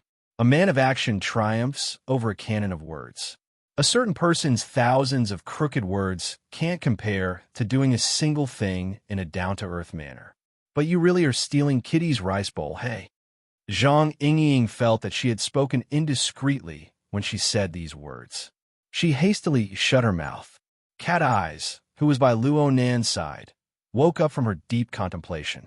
She turned her head slightly, and the radiance between the slits of her eyes was like a blade that had just been tempered with fire. It cut across Luo Nan's face. Even though Cat Eyes had long since regarded this fellow as a hidden boss, the ability that Luo Nan displayed in the domain she was most proficient in at this moment was an intense stimulation to her heart. All-encompassing suppression? This wasn't even the slightest bit funny. Cat Eyes stared fixedly at Luo Nan, attempting to see through Luo Nan's essence. But it was just like her previous experience of failure. She did not gain anything substantial. In the end, she could only resort to words. Let's not talk about anything else. This place. Are you sure there's someone here? How did you do it? Cat Eyes was pointing at a certain location on the periphery of Area A's arena plate. A certain red that was marked extremely clearly on the new map. But there was no trace of it on the old map. This area was at the edge of Cat Eyes' long-range perception range. She should have been able to sense it, but in reality, she was unable to sense the existence of the other party. Red Fox suddenly had a point to vent his anger. He was unable to care too much. He chased after the end of Cat Eyes' words and spoke in a hoarse voice. Kitty is right. Are you sure there's someone here? Can you guarantee that it's accurate and not just a random? You shut up. Did you spit out your brain from your cannon of words? Cat Eyes and Zhang Yingying spoke at nearly the same time. The length of their words were different, and their emotions were different. However, they made Red Fox choke on the spot. From Red Fox's perspective, at this very moment, be it Frost River Reality, the support point, or to the virtual encrypted channel, all of them had sunk into a suffocating silence. Chapter 221. After venting her anger, Cat Eyes returned to silence. She seemed to be at a loss as to which side she should stand on. Luckily, Zhang Yingying stole the show once again at this time. She laughed and rubbed Luo Nan's back to soothe him. She even used her height advantage to pat his head and give him a good compliment. Luo Nan slapped her away in a bad mood. Zhang Yingying was not angry. On the contrary, she was very excited. She was the one who recommended Luo Nan into the society. Any of Luo Nan's achievements added luster to her face. At least she believed so. She didn't doubt the correctness of Luo Nan's answer. It had nothing to do with his ability. It just stemmed from her trust in this young and inexperienced high school student's personality. Hey, let's get to the bottom of this. Tell me, why didn't Kitten see it, but you did? Luo Nan thought for a bit and finally spoke. There's a corpse over there. Zhang Yingying was a little stunned. She wasn't the only one. There were very few people around who understood what was going on. Zhang Yingying tried her best to understand and try to answer. You're saying that the Ablatum Knight over there disguised himself as a corpse, so Bamboo Pole and Kitten escaped? Luo Nan nodded. This is too. Zhang Yingying was simply speechless. Though Luo Nan was able to see a corpse 50 meters away in such a complicated environment was already quite amazing. What kind of lousy reason was this? Could this be the legendary 1,000 gold formula of the Jianghu? She had no intention of refuting Luo Nan, but she could not help but seek confirmation from Cat Eyes. Is this the case? Hello, Kitty? Cat Eyes only reacted when she heard the second voice. She forced herself to reply. There is indeed a corpse there. She was in low spirits and no longer doubted him. Through the encrypted channel, Bamboo Pole sent over a video feed of the surveillance system. Indeed, there was a corpse there. It was quite fat, and it was a common overweight person in the city. It looked like it had been hit by a bullet. It was lying on the ground, motionless, and there was a large pool of blood under its body. Judging from the amount of blood loss, the chances of survival were slim. Anyone who saw the video couldn't help but be speechless. No matter how he looked at it, it was still a corpse. There were no signs that it was an ablatum knight in disguise. If this chapter is not finished, please turn the page. In the encrypted channel, the Red Fox's hoarse and trembling laughter rang out. You say that this fatty is an ablatum knight? Excellent. Those who have seen the information on the Order of Justice, raise your hands. Which of the 9 ablatum knights of Xia City has such an appearance? For a moment, no one responded.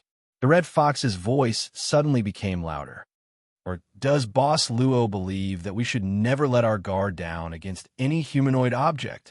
Then according to your logic, all the corpses in Frost River reality have the possibility of being ablatum knights. Who will verify this? Just based on those spots of light. What a joke. Towards the end, the Red Fox's throat was already torn. He had always believed that his words and actions were not wrong. Now, he was even more certain of this. The reason why Luo Nan encountered such an awkward situation was ultimately due to the holy mothers surrounding the immature Luo Nan. There was no objectivity to speak of in their protective attitudes. More than once, he had the urge to turn around and leave this goddamn operation team so that he wouldn't be labeled as a coward. However, from Hu City to Xia City, he had accumulated many years of viciousness and depression. It was not so easy to vent it. With this anger, even if his head was broken and he bled, he would still argue this matter clearly. Bamboo Pole looked at Red Fox's expression and felt bad for him. He wanted to mediate the situation, so he reached out a hand and pressed down on Red Fox's shoulder. Fox, listen to me. Including you.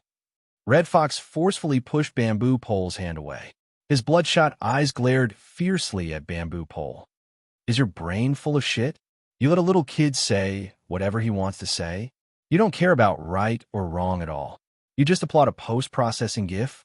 Bamboo Pole sighed again and spread his hands. Fox, you need to calm down and think. Cold my ass. Red Fox gave Bamboo Pole a thumbs up, pointing downwards. Then he took a deep breath and grabbed his lapels with both hands. He shook the red jacket that represented his honor and reputation. He grinned and laughed once more. How about this?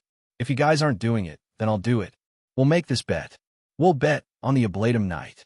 Bamboo Pole was startled. He suddenly realized what Red Fox meant. He reached out to grab him. But as a non-combatant, how could he compare to Red Fox, who had the reputation of being the city hunter? He reached out to grab empty air. Stop him, Bamboo Pole called out a paper cut. However, Paper Cut was also a mentally enhanced person. He wasn't any better than Bamboo Pole. This chapter is not finished. Please turn the page. Red Fox's figure flashed a few times, and he left the shopping center that served as the meeting point. He blended into the bustling streets, surging stream of people. By the time Bamboo Pole and Paper Cut rushed out, their line of sight had already been blurred by the curtain of rain. How could they see Red Fox's shadow? Didn't you guys say that I only knew how to shoot my mouth off? I'll show you right now. Red Fox's lips curled into a cold smile. He walked toward the most chaotic area of the city center tonight with large strides. Red Fox, don't do meaningless things. You can't be reasonable, so you want to throw a tantrum? 2 messages consecutively appeared in the encrypted channel. The first was He Yuan's words, and the second was naturally Zhang Yingying's. These 2 words were spoken at nearly the same time. Immediately, He Yuan's unprecedentedly stern gaze pierced over. Even with Zhang Yingying's usual lively temperament, she instantly choked. Just as Zhang Yingying was about to counterattack, Bai Xinyan moved closer to her ear and said, Hey, you can't force people to extremes. Zhang Yingying opened her mouth, but no sound came out. She had been reminded by Bai Xinyan. She discovered that Red Fox's state wasn't too normal. It was to the extent that he seemed to be smashing a broken jar. Was this necessary? At this moment, Red Fox's hoarse voice entered the encrypted channel. Then explain it clearly, Miss Secretary.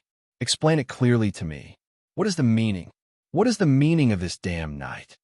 Red Fox continued to use the low-level error method to communicate. He simply didn't care about the strange gazes cast by the people around him. After he cursed loudly, he laughed at himself in a hoarse voice. Since there is no meaning, it doesn't matter what I do. As his voice fell, his footsteps sped up a bit. The support point was actually closer to Frost River reality than the Yulon Hotel. He secretly exerted strength in his legs. As he spoke, he saw the triangular flying ship surrounded by spotlights and police lights in the distance. In front of him was a stream of people retreating from Frost River reality. Their footsteps were either fast or slow. Their expressions alternated between fear, panic, excitement, and curiosity. Red Fox did not dodge or evade. He charged into the stream of people. His hands were in his pockets. He used the most relaxed method to advance against the flow of people. His arms and shoulders brushed against each other several times, but they did not affect him in the slightest. It was a very familiar feeling. These ignorant faces were no different from those in whose city.